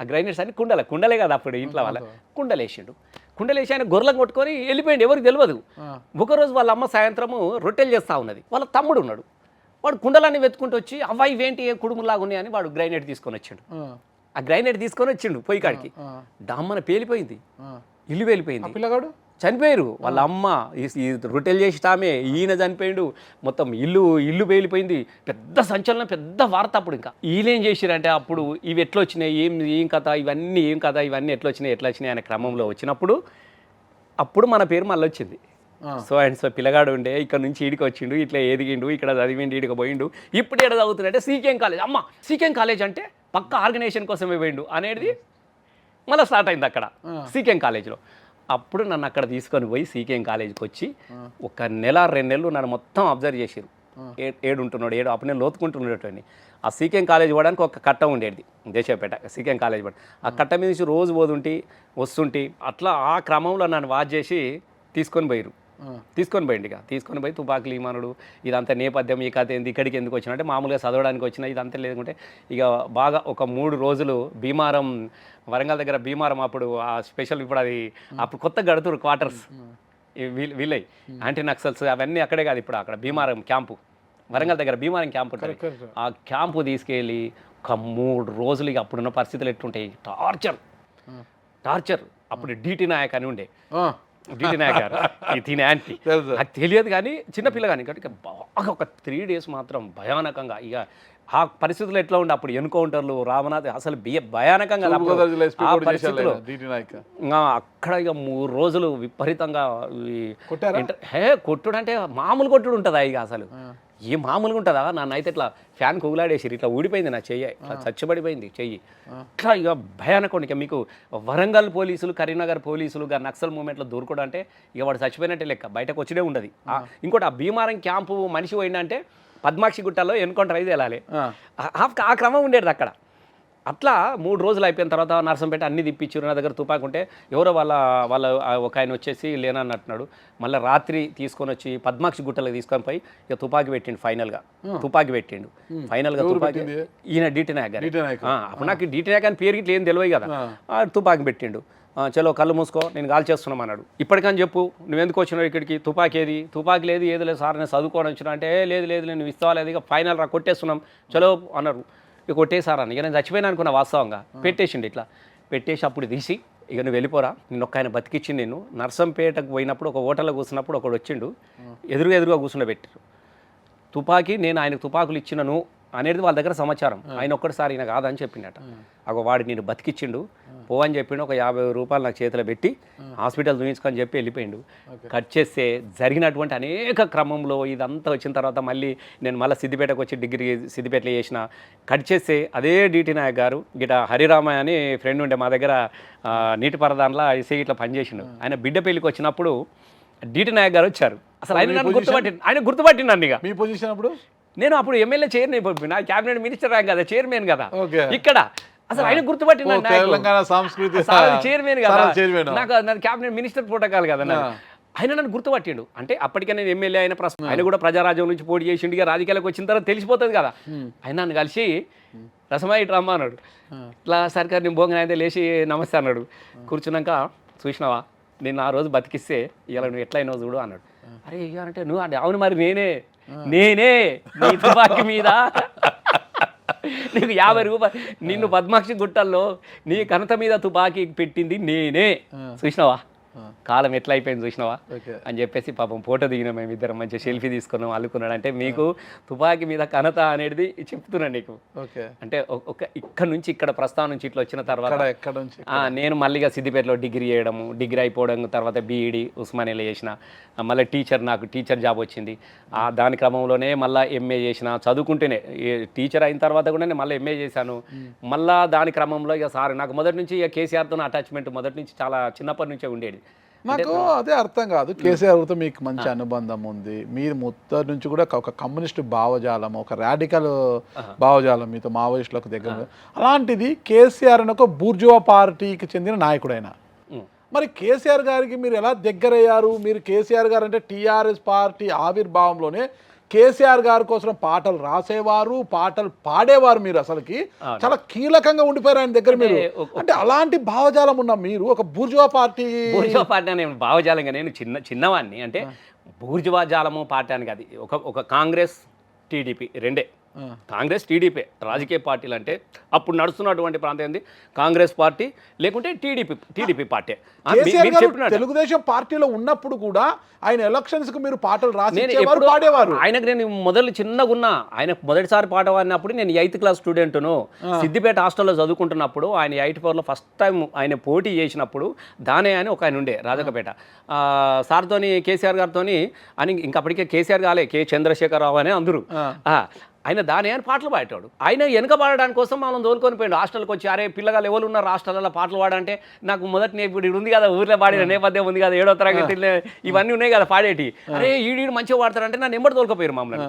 ఫస్ట్ ఎంబడి తోలుకొని పోయి ఆయన పాడుతూ ఉంటే చంద్రశేఖర్ అన్న వచ్చి ఎన్నెలో అంటే మేము పాడేది. అంటే నేను మొదటిసారి పాట పాడినప్పుడు నేను 7th క్లాస్ స్టూడెంట్ను, అప్పుడు కేసీఆర్ మొదటిసారి పాట 7th క్లాస్ స్టూడెంట్. ఏ పాట పాడారు అప్పుడు? ఇవే అన్ని ఎలక్షన్ల పాటలు ఆయన వాడితే వెనుక వాడేది మేము. దాని తదనంతరము మళ్ళీ నేను డిగ్రీ చదువుకుంటున్నప్పుడు అప్పుడు సారు మళ్ళీ, అప్పటికి నేను కొంచెం పెద్దగా అయినప్పుడు సారు దళిత బంధు అంటే వాస్తవంగా పార్టీల మీద ఒక రకమైన అభిప్రాయం ఉండొచ్చు, కానీ వ్యక్తిగతంగా కేసీఆర్ మొదటి నుంచి కూడా ఆయన కొంచెం దళిత భావాలు ఎక్కువ, ఆయనకు మొదటి నుంచి కూడా తిరుగుబాటు స్వభావం కలిగిన వాడు మొదటి నుంచి కూడా. కొంచెం వీళ్ళ ఫ్రెండ్షిప్ ఎక్కువ వాడేది. ఇప్పుడు దానే కానీ ఎక్కువ దళితులే. నేను ఇప్పటికి కూడా చెప్తా ఉన్నా, ఆయన తిరిగిన క్రమము, ఆయనకున్న పెరిగిన ఫ్రెండ్షిప్ అదంతా కూడా చిన్నప్పటి నుంచి కూడా ఎక్కువగా బీసీలు ఎస్సీలు వీళ్ళతోనే ఎక్కువ కలిసి ఉండేవాడు కేసీఆర్. సరే, మీరు కేసీఆర్ గారు గురించి చెప్తున్నారు, బాగుంది, ఒక మంచి నాయకుడే. కేసీఆర్ గారు దళిత బంధే అనుకుంటాం కదా, దళిత బంధువు అనుకుంటాం. తెలంగాణ సాధించిన తర్వాత తెలంగాణ వస్తే తెలంగాణకు తొలి ముఖ్యమంత్రి దళితుడు అని అన్నారా లేదా కేసీఆర్? అవును. మరి తెలంగాణ వచ్చింది, అవునే, సరే తెలంగాణ ఇస్తే కాంగ్రెస్లో మెర్జ్ అవుతారంటే మెర్జ్ అయినా ఒప్పుకున్నారు. సరే కాంగ్రెస్ పార్టీలోకి మెర్జ్ చేయలేదు, అదొక విషయం మనం పక్కన పెడతాం, ఆ విషయం మెర్జ్ చేయడం అని. సరే ఆ రోజు పరిస్థితులు కూడా ఆయన మెర్జ్ చేయలేదు. తెలంగాణ వచ్చిన తర్వాత తెలంగాణ రాష్ట్రం ఏర్పడ్డాక తొలి ముఖ్యమంత్రి దళితుడే ఉంటాడన్నప్పుడు దళితుని ముఖ్యమంత్రి చేయలేదు. అప్పుడు తెలంగాణలో కేసీఆర్ గారు దళిత బంధువు అంటారా లేదంటారా? అంటే ఒక రెండు ఉన్నాయి ఇక్కడ. మనము ఒక సుదీర్ఘమైనటువంటి పోరాటాన్ని సాధించుకొని అనేక మంది పిల్లలు ఒంటి మీద పెట్రోల్ పోసుకొని బగబగ మండుతా ఉన్నా కూడా జై తెలంగాణ నినదించినటువంటి అమరత్వం ఉన్నది. తను కూడా చివరికి తన ప్రాణాన్ని కూడా పనంగా పెట్టి ఇక కేసీఆర్ వచ్చుడో తెలంగాణ వచ్చుడో ఇంకా ఎన్ని రోజులు అబ్బాయి తేల్చుకుందామని, అంటే అనేక సందర్భాలలో రాజకీయమైనటువంటి ఎత్తుగడలతోని అనేక సార్లు రాజీనామా చేయడము, పోటీల ప్రజల తీర్పు పరీక్షకు వెళ్ళడము, మళ్ళీ మీరే తెలంగాణ నినాదం ప్రతిసారి ఒక్కసారి 2 సార్లు కాదు 4-5 సార్లు ఎవరన్నా రాజీనామా చేసే వాళ్ళు ఉన్నారా పదవులకు? మీరు చెప్పండి, ఎమ్మెల్యేలకు. అంటే మీరు అడిగిన దానికి చెప్తా. ఇట్లా ఈ క్రమంలో తెలంగాణ రాష్ట్రం వచ్చిన తర్వాత అరే ఇప్పుడే కొంచెం తెలంగాణ తీసుకొచ్చుకున్నాం. తను మొదటి నుంచి కూడా తెలంగాణ ఉద్యమంలో ఏముండాలి, ఎట్లుండాలి, ఏం చేయాలి అనే దానికి తనకు ఒకటి అవగాహన ఉంది. అంటే ప్రతి పేజీలో ఆయనకు ఒక డ్రీమ్గా రాసుకున్నాడు. వాస్తవంగా తెలంగాణ రాజకీయ ఉద్యమానికి ఇవన్నీ తోడైనాయి. లేకుంటే తెలంగాణలో పాట పాడే పరిస్థితి ఉండేది కాదు, తెలంగాణ మాట్లాడే పరిస్థితి ఉండేది కాదు. చీమ చిట్టుకుమంటే శవాలై తేలినటువంటి తెలంగాణ గడ్డ మీద జై తెలంగాణ, అయ్యోనివా నువ్వు అవ్వోనివా, తెలంగాణోనికి తోటి పాలోనివా అనే ఒక ప్రశ్నించబడ్డటువంటి మాట కావచ్చు, పాట కావచ్చు, ఆట కావచ్చు, ఒక నిశ్శబ్దాన్ని ఛేదించిన వాడు ఆ రోజుల్లో. కాబట్టి ఆయనకు ఒక విజన్ ఉన్నది. కాబట్టి కొత్తగా తెలంగాణ రాష్ట్రం తీసుకొచ్చుకున్నాము. కాబట్టి చాలామంది కూడా ఆయన ఏమన్నట్టు, సార్ కొద్ది రోజులు అయితే నడిపింది సార్. ఒక కుదుట పడదు సార్ తెలంగాణ. కుదుట పడ్డ తర్వాత తప్పకుండా మన పార్టీ ఉన్నది, మనం ఉన్నది, చేద్దామనేది అన్నటువంటి ఆలోచన ఉండే. వాస్తవంగా ఆయనకు చేయాలని ఉన్నప్పటికీ కూడా చాలామంది సార్ మీరు ఉండండి, ఫస్ట్ తెలంగాణ వచ్చింది, దీన్ని ఒక కొలికి తీసుకురండి ఫస్ట్ అయితే, మళ్ళీ అంటారు చూడు, మనం కొట్లాడి తీసుకొచ్చుకున్న తెలంగాణలో మళ్ళా షాట్ల తవుడు పోసినట్టు కావద్దు సార్. కొద్దిగా మీరు నడిపించండి, ఒక సిస్టానికి తీసుకురండి అని చెప్పి చాలామంది అడిగిన పిదపనే మళ్ళీ ఆయన ముఖ్యమంత్రిగా ఒప్పుకున్నాడు. అయితే రాజశేఖర రెడ్డి గారు ఉన్నంత వరకు తెలంగాణ ఉద్యమం అనేది ఊగిసలాడుతూ వచ్చింది. ఒకవేళ నిజంగా రాజశేఖర రెడ్డి గారు 2009 సెప్టెంబర్ 3 కదా, సెప్టెంబర్ 2 ఆయన చనిపోయారు కదా. రాజశేఖర రెడ్డి గారు పోయి ఉంటే తెలంగాణ ఏర్పడేదా? కేసీఆర్ గారి యొక్క ఉద్యమం ఫలించేది? రాజశేఖర రెడ్డి ఒక రాజశేఖర రెడ్డి కాదు, 1000 రాజశేఖర రెడ్డిలు ఉన్నా కూడా ఇయ్యాల్సినటువంటి అనివార్య పరిస్థితిని తెలంగాణ ప్రజలు సృష్టించారు. అది అనుకుంటున్నారు చాలా మంది, కానీ అట్లా లేదు. రాజశేఖర రెడ్డి ఇప్పుడు ఆ లెక్కకొతే చంద్రబాబు ఎంత తక్కువనా మీరు చెప్పండి. రాజశేఖర రెడ్డి గారి తర్వాత కాంగ్రెస్ పార్టీలో అంతటి చరిష్మా ఉన్న నాయకుడు సోనియా గారికి కనిపించలేదు. రాజకీయాన్ని ఉమ్మడి రాష్ట్రంలో కాంగ్రెస్ పార్టీని నడిపించగల సమర్థుడు కనిపించలేకపోవడంతోనే కదా ఇక పోతే ఏపీలో ఎలాగో జగన్మోహన్ రెడ్డి మనపైన తిరుగుబాటు బావుట ఎగరవేశారు. ఏపీలో తెలంగాణకు నూకలు చెల్లినాక తెలంగాణలోనైనా మన పార్టీ మిగులుతుంది అనే ఒక భరోసాతో కదా సోనియా గాంధీ గారు తెలంగాణ ఇచ్చింది. ఇయ్యాల్సినటువంటి అనివార్యత, ఇయ్యాల్సినటువంటి పరిస్థితులు, వాతావరణాన్ని తెలంగాణ ప్రజలు సృష్టించారు.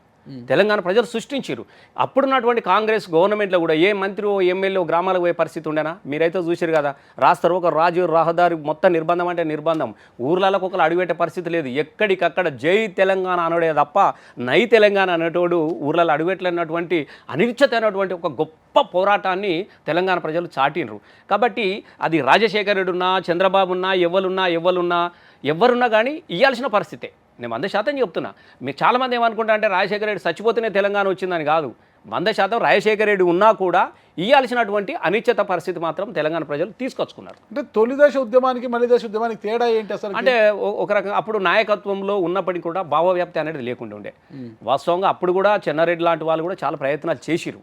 కానీ రాజకీయమైనటువంటి లొంగుబాట్లు, రాజకీయమైనటువంటి ఉన్నది. అప్పుడు చెన్నారెడ్డి ప్రజాసమితి పార్టీ పెట్టినప్పుడు కూడా వీళ్ళు 14 మంది ఎంపీలు గెలిచినప్పటికీ కూడా ఈయన తెలియకుంటేనే పోయి, ఇప్పుడు రాజకీయాలు ఇప్పుడు తెలియదు, ఆయన గెలిచి అందులో జోరినోడు ఉన్నాడు అందులో, అది అప్పుడు కూడా ఉన్నది. చాలామంది అప్పటికి వెంకటస్వామి లాంటి వాళ్ళు ఉన్నారు, ఇంకా చాలామంది అప్పటికే ఇందిరాగాంధీ వీళ్ళని తీసుకోవడము, అప్పుడు ఉన్నటువంటి పరిస్థితులు కొంచెం సహకరించలేదు. కానీ కేసీఆర్ గారు చాలా జాగ్రత్తగా అంటే అప్పుడు చాలామంది విద్యార్థులు చనిపోయారు కదా, 69 చాలామంది విద్యార్థులు 69లో ఎంతమంది విద్యార్థులు 300-400 మంది విద్యార్థులు చచ్చిపోయారు. కానీ హింసతోని కాకుండా రాజకీయంగా మనం తీసుకురావాలి. ఎందుకంటే అంతిమంగా పార్లమెంట్లో బిల్లు పెడితేనే తెలంగాణ రాష్ట్రం ఏర్పడుతుంది. కాబట్టి ఓటు అనేది చాలా కీలకము. కాబట్టి మనం రాజకీయంగానే దీన్ని ఎదుర్కోవాలన్నటువంటి ఒక స్ట్రాటజీ ప్రకారం పోయిండు. కాబట్టి దాన్ని చాలా జాగ్రత్తగా నడిచి ప్రతిసారి తెలంగాణము కొంచెం డౌన్ అనిపించిన ప్రతిసారి రాజీనామా చేయడం, ఎలక్షన్లకు వెళ్ళిపోవడం, రాజీనామా చేయడం, అంటే దాన్ని నిలబెట్టిండు, సజీవంగా నిలబెట్టిండు, నినాదాన్ని నిలబెట్టిండు. చివరికి అంతిమంగా తన అవసరాన్ని సృష్టించుకోబడ్డది. 2003లో కామన్ మినిమం ప్రోగ్రాంలో మేనిఫెస్టోలో కూడా ఇవ్వాలని అనివార్యత ఇచ్చిండ్రు. మళ్ళీ చిదంబరం 2009లో డిసెంబర్ 9 నాడు ప్రకటించి ఇస్తున్నామని మళ్ళీ వెనకకి తీసుకొని మళ్ళీ చేసి నిరాదీక్ష పెట్టి, అంటే ఒక రాజకీయ ప్రక్రియ ద్వారా ఎలా సాధించాలనే దానికోసము ప్రజలను చైతన్యపరచడు. 100% ప్రజలు చైతన్యపరచుకున్నాడు, ఒక వాతావరణాన్ని సృష్టించగలిగినాడు, తెలంగాణ రాష్ట్రాన్ని తీసుకురాగలిగాడు. అంటే మీకు చెప్తున్నాను, అంటే అప్పుడు ఇంత లేదు. ఇప్పుడు టీవీలు వచ్చినాయి, పత్రికలు వచ్చినాయి, మాలాంటి అనేక మంది కళాకారులు పాటలు అల్లుకొని వాస్తవంగా ఎంకన్న పాట చంద్రబాబు నాయుడికి వ్యతిరేకంగా రాజశేఖర్ రెడ్డి ఎంకన్నతో పాట రాపించిండు. పల్లె కన్నీరు పెడుతుండు. కుమ్మరి వాముల తుమ్మలు మలిసెను, కమ్మరి కొలిమిల దుమ్ము వేరెను, సాలెల మగ్గం సరుకులిరిగినది, పెద్దబాడి సాముదు బారినది, సేతి వృత్తుల సేతులిరిగినాయో, నా పల్లెల్లో నా పల్లె కన్నీరు వెడుతుందో, కనిపించని కుట్రల నా తల్లి బందీ అయిపోయిందో, కనిపించని కుట్రల. ఈ పాట చంద్రబాబు నాయుడు సృష్టించినటువంటి ఒక అల్లకల్లోనాన్ని ఒక బ్రేక్ చేస్తూ రాజశేఖర రెడ్డికి పట్టం కట్టించేసింది. కానీ అదే పాట అలాగే మిగిలిపోయింది. మళ్ళీ గదే పల్లె కన్నీళ్ళు పెడతా ఉన్నాయి, గదే వలస బతుకులు. అప్పుడు సారు 2001 పెట్టిన తర్వాత మేము 2000 ధూమ్ధాం ఒక సాంస్కృతిక ఉద్యమం ఉండాలి, ఒక రాజకీయ పార్టీకి ఒక బలమైనటువంటి సాంస్కృతిక ఉద్యమం ఉండాలన్నటువంటి ఉద్దేశంతో మళ్ళీ నేను తెలంగాణ ధూమ్ధాం పెట్టి మళ్ళీ వీళ్ళందరినీ ఒక వేదిక మీదకి ఒక ప్లాట్ఫామ్ అని తీసుకొచ్చినాం. వాస్తవంగా మా నాగరాజు తమ్ముడు అసలు పండుగలు పబ్బాలు అసలు ఎక్కడ చూసినా కూడా పల్లెలలో మనుషులు ఎక్కడ కనబడ్డారు? మీరు నాగరాజు అన్న నువ్వు చెప్పు. ఏ ఊర్లలో పోతే పాలమూరాసు అంటే ఊరికి పోతే ఊర్లలో పోతే ప్రజలు రోడ్డు అడగపోయేటోళ్ళు గారు. సార్ మా ఊరికి రోడ్డు అయ్యో, రేషన్ కార్డు అనో లేకుంటే ఇదానో పింఛనో ఎవరు అడగపోదురు. ఊళ్ళకు అడుగులు పెడితే సార్ బొంబాయి బస్సు వేయించండి సార్ అని దరఖాస్తులు ఇస్తారు ఎమ్మెల్యేలకు. అట్లాంటి పరిస్థితి. బొంబాయి బస్సు వేయండి సార్, బతకపోవాలి కదా. సిరిసిల్లకు పోతే చేనేత కార్మికులు లేకుంటే ఆకలి ఆత్మహత్యలు ఉన్నటువంటి పరిస్థితులు.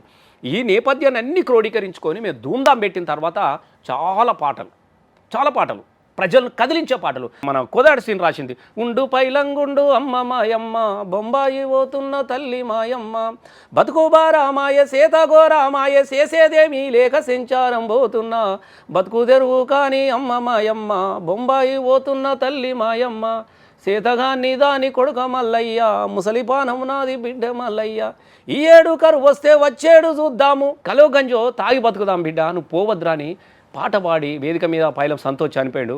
మా సంతోషు, ఆమె పుష్ప, మా స్నేహ వీళ్ళు ఆడుతూ ఉంటే జనాలు కన్నీళ్ళు పెట్టేది. ఇట్లాంటి దుఃఖాన్ని ప్రజల ముందు వాళ్ళ జీవితాలను ఆవిష్కరించిన తర్వాత అప్పుడు గూఢజ్ఞాన రాసినటువంటి పాట నేను అందుకొని, అరే వెనుక ముందు చూసుడేంది రాజన ఓ రాజన, ఎత్తుక తెలంగాణ జెండ రాజన ఓ రాజన, పుడితొక్కడి సత్యరెండు రాజన ఓ రాజన, ఎత్తుక తెలంగాణ జెండ రాజన ఓ రాజన, చాల్ గజ్జలు రెండు గజ్జల. అమ్మ జనాలు లేచి ఆడి చిని అమ్మ తెలంగాణ వచ్చేదాకా ఈ నుంచి కదిలేదే లేదు అన్నటువంటి ఒక పట్టుదల వాళ్ళలో అంత కసిని రగిలించినటువంటి అవకాశము.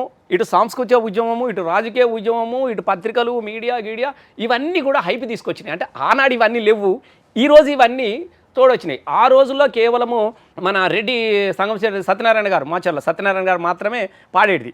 కానీ ఇప్పుడు అనేక మంది గొంతులు వచ్చినాయి, చాలా గొంతులు వచ్చినాయి, చాలా పాటలు వచ్చినాయి. సో ఇవన్నీ కూడా ప్రజల్లోకి తెలంగాణ ఉద్యమాన్ని రావడానికి కోసం ఇవన్నీ కూడా ఉపయోగపడ్డది. టీఆర్ఎస్ ఆవిర్భావం తర్వాత టీఆర్ఎస్ తెలంగాణ సాంస్కృతిక విభాగానికి మీరు పనిచేశారు. అవును, ఓకేనా, సాంస్కృతిక విభాగానికి మీరు పనిచేశారు. అక్కడ నుంచి వస్తుందండి ఈ మరసం మొత్తం వాళ్ళందరూ వచ్చిన వాళ్ళంతా కూడా మీ వెంట నడిచారు, మీరు చేశారనమాట. తెలంగాణ ఉద్యమ సమయంలో ఈ మరసం నుంచి వచ్చిన ప్రతి ఒక్కరు మీతో పాటు చాలా కష్టపడి చేశారు. కానీ ఆ సమయంలో ధూమ్ధామ్ అనే ప్రోగ్రామ్ అనేది పెద్ద ఎత్తున సక్సెస్, దుమ్ము లేపిన ధూమ్ధామ్ అనమాట. తెలంగాణ ఉద్యమంతో ముఖ్య భూమిక. అసలు తెలంగాణ రాష్ట్రంలో ఉన్న తెలంగాణ వాగ్గేయకారులందరినీ కూడా, మొత్తం కవులందరినీ కూడా ఒక వేదికపై తెచ్చింది మీరే అనమాట. రసమై బాలకృష్ణ గారే ధూమ్ధామ్ కార్యక్రమం.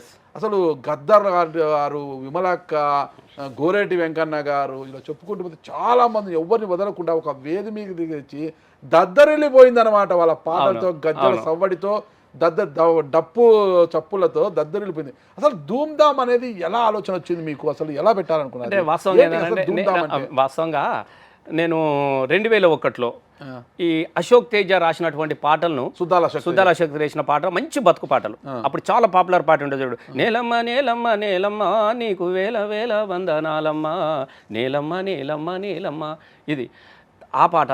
తర్వాత ఆకు పచ్చ సందామామ నువ్వెలే నీకు మచ్చ యాడాలేనే లేదులే నింగిలున్న చందమామయ్య చేతిలో మహిమ ఏమున్నది, మన్నుల నుంచెల్లి అన్నము తీసే మహిమ నీకున్నది, అయినా మింటు చుక్కలల్లవాడు చెమట చుక్కలల్ల నువ్వు, ఈ పాట.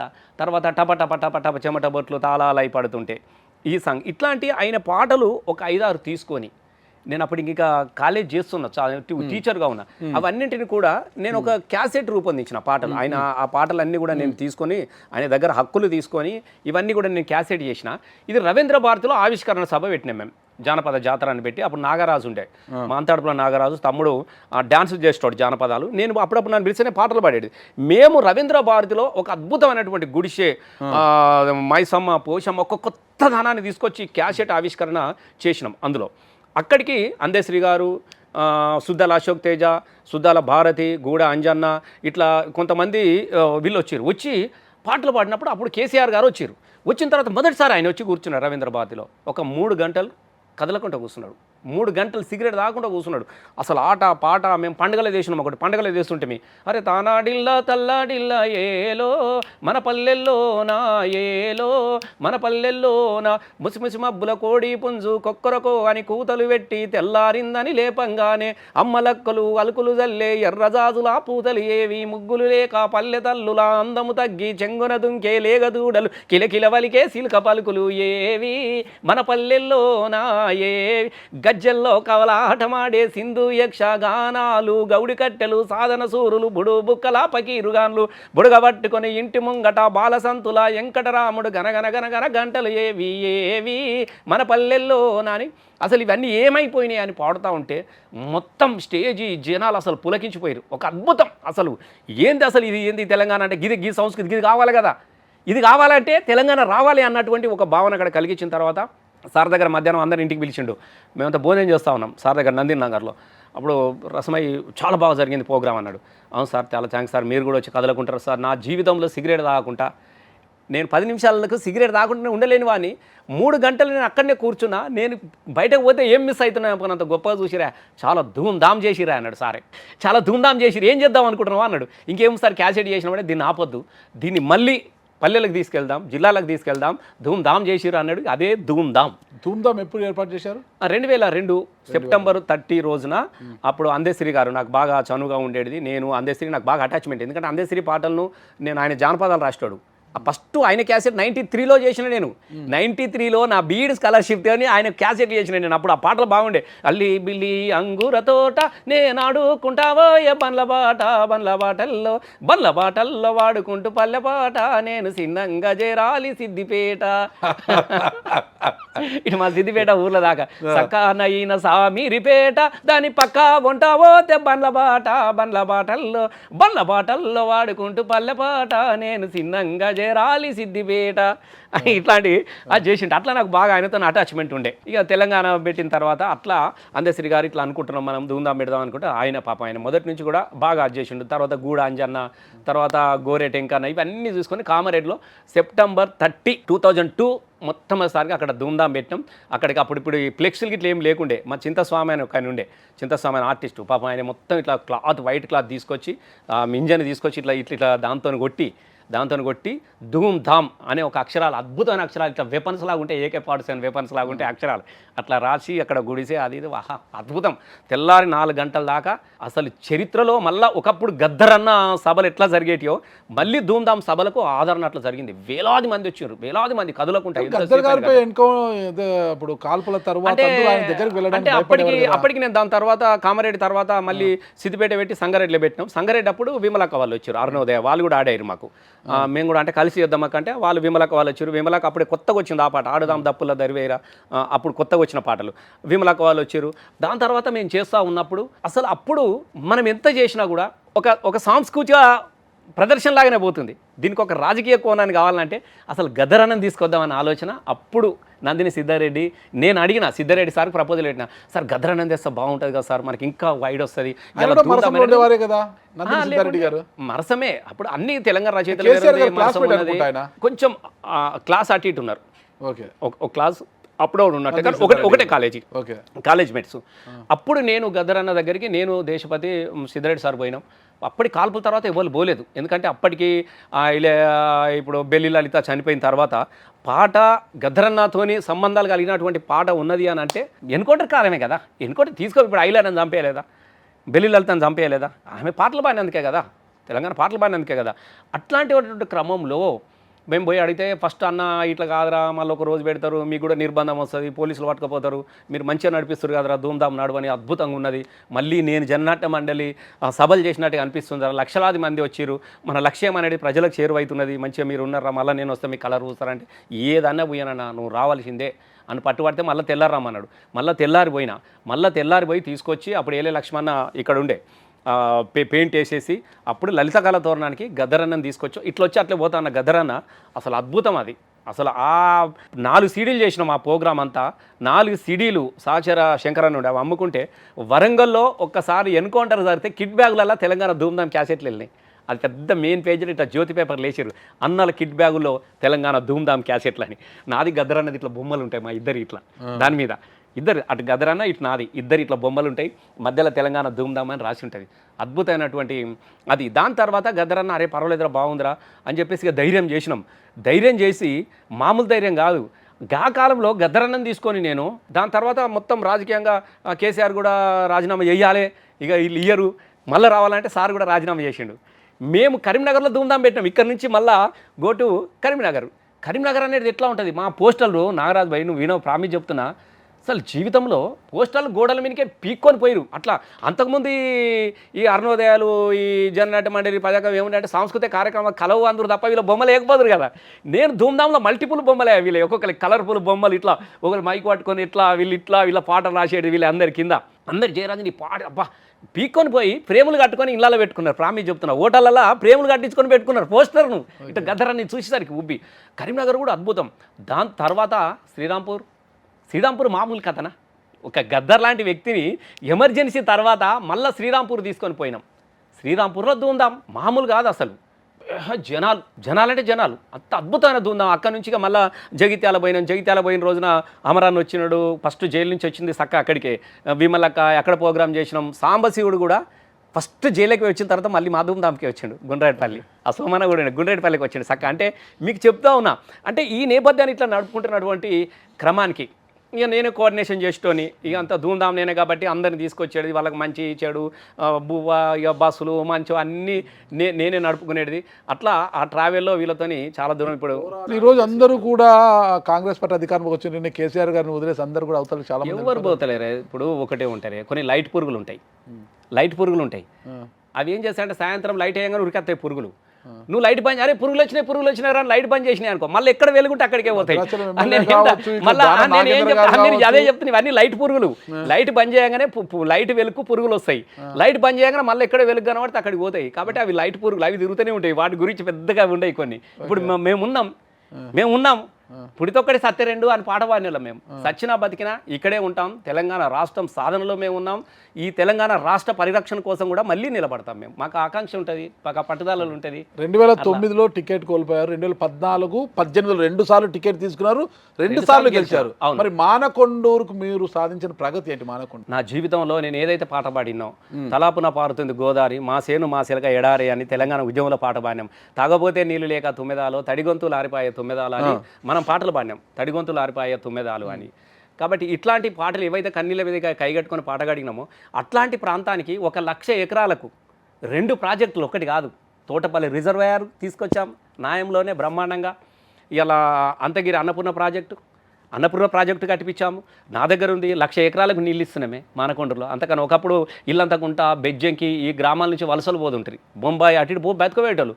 ఇవాళ బెజ్జంకి ఇల్లంతకుంటా కేశవపట్నం కావచ్చు, గన్నేరవరం కావచ్చు, ఈ ప్రాంతాలకు బీహార్ నుంచి నాట్లేయడానికి మనుషులు వస్తూ ఉన్నారు. ఒకప్పుడు ఇక్కడ నుంచి బతుకు తెరువు కోసం పోయిన వాళ్ళు ఇలా బతుకునిచ్చే నియోజకవర్గంగా ఇలా మానకొండను మనం చేసుకోగలిగినాం. సరే రోడ్లు కావచ్చు, ఎడ్యుకేషన్ కావచ్చు, సంఘాలు మన ఇది కాదు, మనము ఇది నేను చేయగలిగిన మానకొండూరుకు.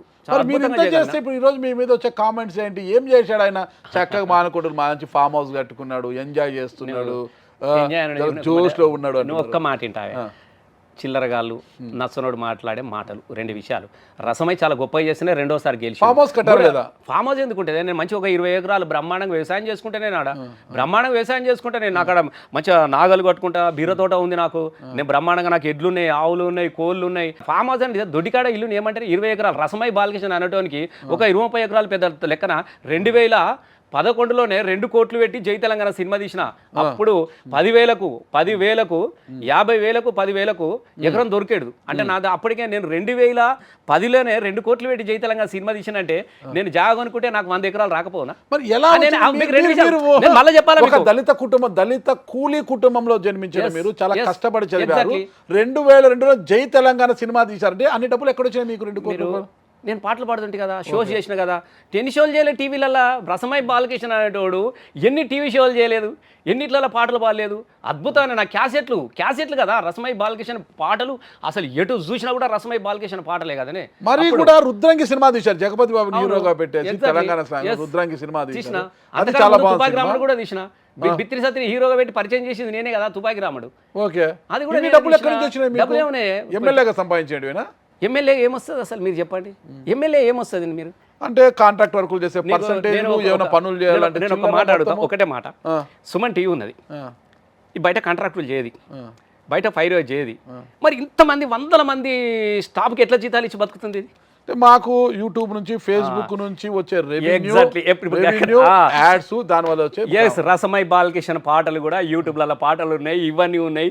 రసమై బాలకిషన్ ఎన్ని పాటలు పాడిండు, ఎన్ని తెలంగాణ పాటలు. నాకు కూడా వస్తాయి కదా రెవెన్యూ షేరు, నాకు కూడా యూట్యూబ్లో పైసలు వస్తాయా? ఎందుకు రావు? మీకు అన్ని కోట్లు వస్తాయని మీకు నెలకు ఇన్ని రాగా. అసలు ఒకనొక క్రమంలో ఇవన్నీ లేని క్రమంలో రసమై క్యాసెట్లు కదా పాటలు, ఎక్కడ పోయినా దాబాల దగ్గర, షాపుల దగ్గర క్యాసెట్లు ఎన్ని. రసమై బాలకృష్ణ ఇంకోటి, నేను ఎంప్లాయీను, టీచర్గా ఉన్నా, మా మిస్సెస్ ఎంప్లాయీ. నీకు 2002లోనే డూప్లెక్స్ ఇల్లు కట్టుకున్నా సిద్దిపేటలో, నాది 2002 డూప్లెక్స్ బిల్డింగ్ నాది. ఇంకా మీరు వెనకకు పోతున్నావు. పామది చిన్నది, అసలు అది చిన్నది. నేను 100 ఎకరాలకు ఆసామిని కావాలని నేను సంపాదించుకున్నాను. నేను మాపల్లె పదమని ఒక క్యాసెట్ చేసిన, అద్భుతమైన. అసలు మీరు 10,000 పెట్టి తీస్తే మాపల్లె పదం అని చాలా అద్భుత పాటలు అవి. అసలు అవి ఇప్పటికి కూడా పాపులర్ కదా.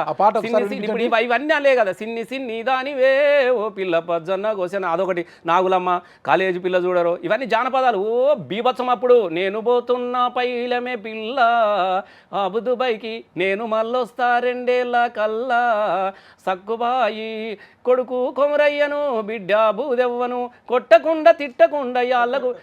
మీరు మరి ఎలా సంపాదించారు, ఏం కథ, ఎన్ని విమర్శలు, ఫామ్ హౌస్లు ఉన్నాయి లేదని పక్కన పెడితే, తెలంగాణ వచ్చినట్టు 2014 అట్లా పక్కన పెట్టాలి, అట్లా కాదు. నేను 100% చెప్తున్నా. ఇప్పటికి కూడా సాంస్కృతిక ఉద్యమం కోసం ఎవరైనా డబ్బులు ఇస్తే దాచిపెట్టుకుంటా ఉంటాడు, ఇల్లు కొనుక్కుంటాడు. నేను అట్లా కాదు, ఖర్చు పెడతా ఉంటా. నేను చాలా క్యాసెట్లు, తెలంగాణ క్యాసెట్లు కూడా కొన్ని లక్షల క్యాసెట్లు ఉన్నాయి. నేనే కదా అప్పుడు 2000 కోట్ల క్యాసెట్లు ఎక్కడి, తెలంగాణ జనబేరి, తెలంగాణ గలం, తెలంగాణ పాటలని నాయే కదా. పాటకు ఉత్తగా 10,000 ఎన్ని లక్షల క్యాసెట్లు. ఆ డబ్బులు వస్తే కూడా నేను తర్వాత రసమై దరువు తీసిన టీ న్యూస్లో. ఎంత అద్భుతమైన పైసలు. ఎన్ని కోట్లు వచ్చినాయి అనుకుంటున్నాను?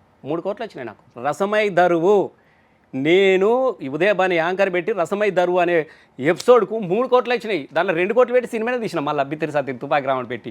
నేను డబ్బులు ఉంచుకోను మీకు. దాని తర్వాత కూడా నేను ఎన్నిట్లలో అది చేసిన, ఎన్ని షోస్ ఉన్నాయి నాకు, అవి షేర్ అవి నాయే కదా, రైట్స్ అన్నీ అవన్నీ రైట్స్ నాయే కదా. నాకు కూడా రెవెన్యూ షేర్ ఇవన్నీ వస్తుంది. నేను ఏం చేస్తా, ఇవన్నీ వస్తే ఖర్చు పెడతా, పోతుంది ప్రోగ్రామ్స్. అమెరికాకి పోతా, బోర్డు పాటలు పాడొచ్చిన, ఎన్ని ప్రోగ్రామ్ 40 దేశాలలో పాటలు పాడినా, ప్రపంచ దేశాలల్లో ఎన్ని కంట్రీస్ తిరిగినా. నేను ఇట్లా కాదు కదా. ఇంకోటి, నాకు డబ్బులు ఈ తీసుకోండి, మీరు ఇప్పటికీ అడగండి.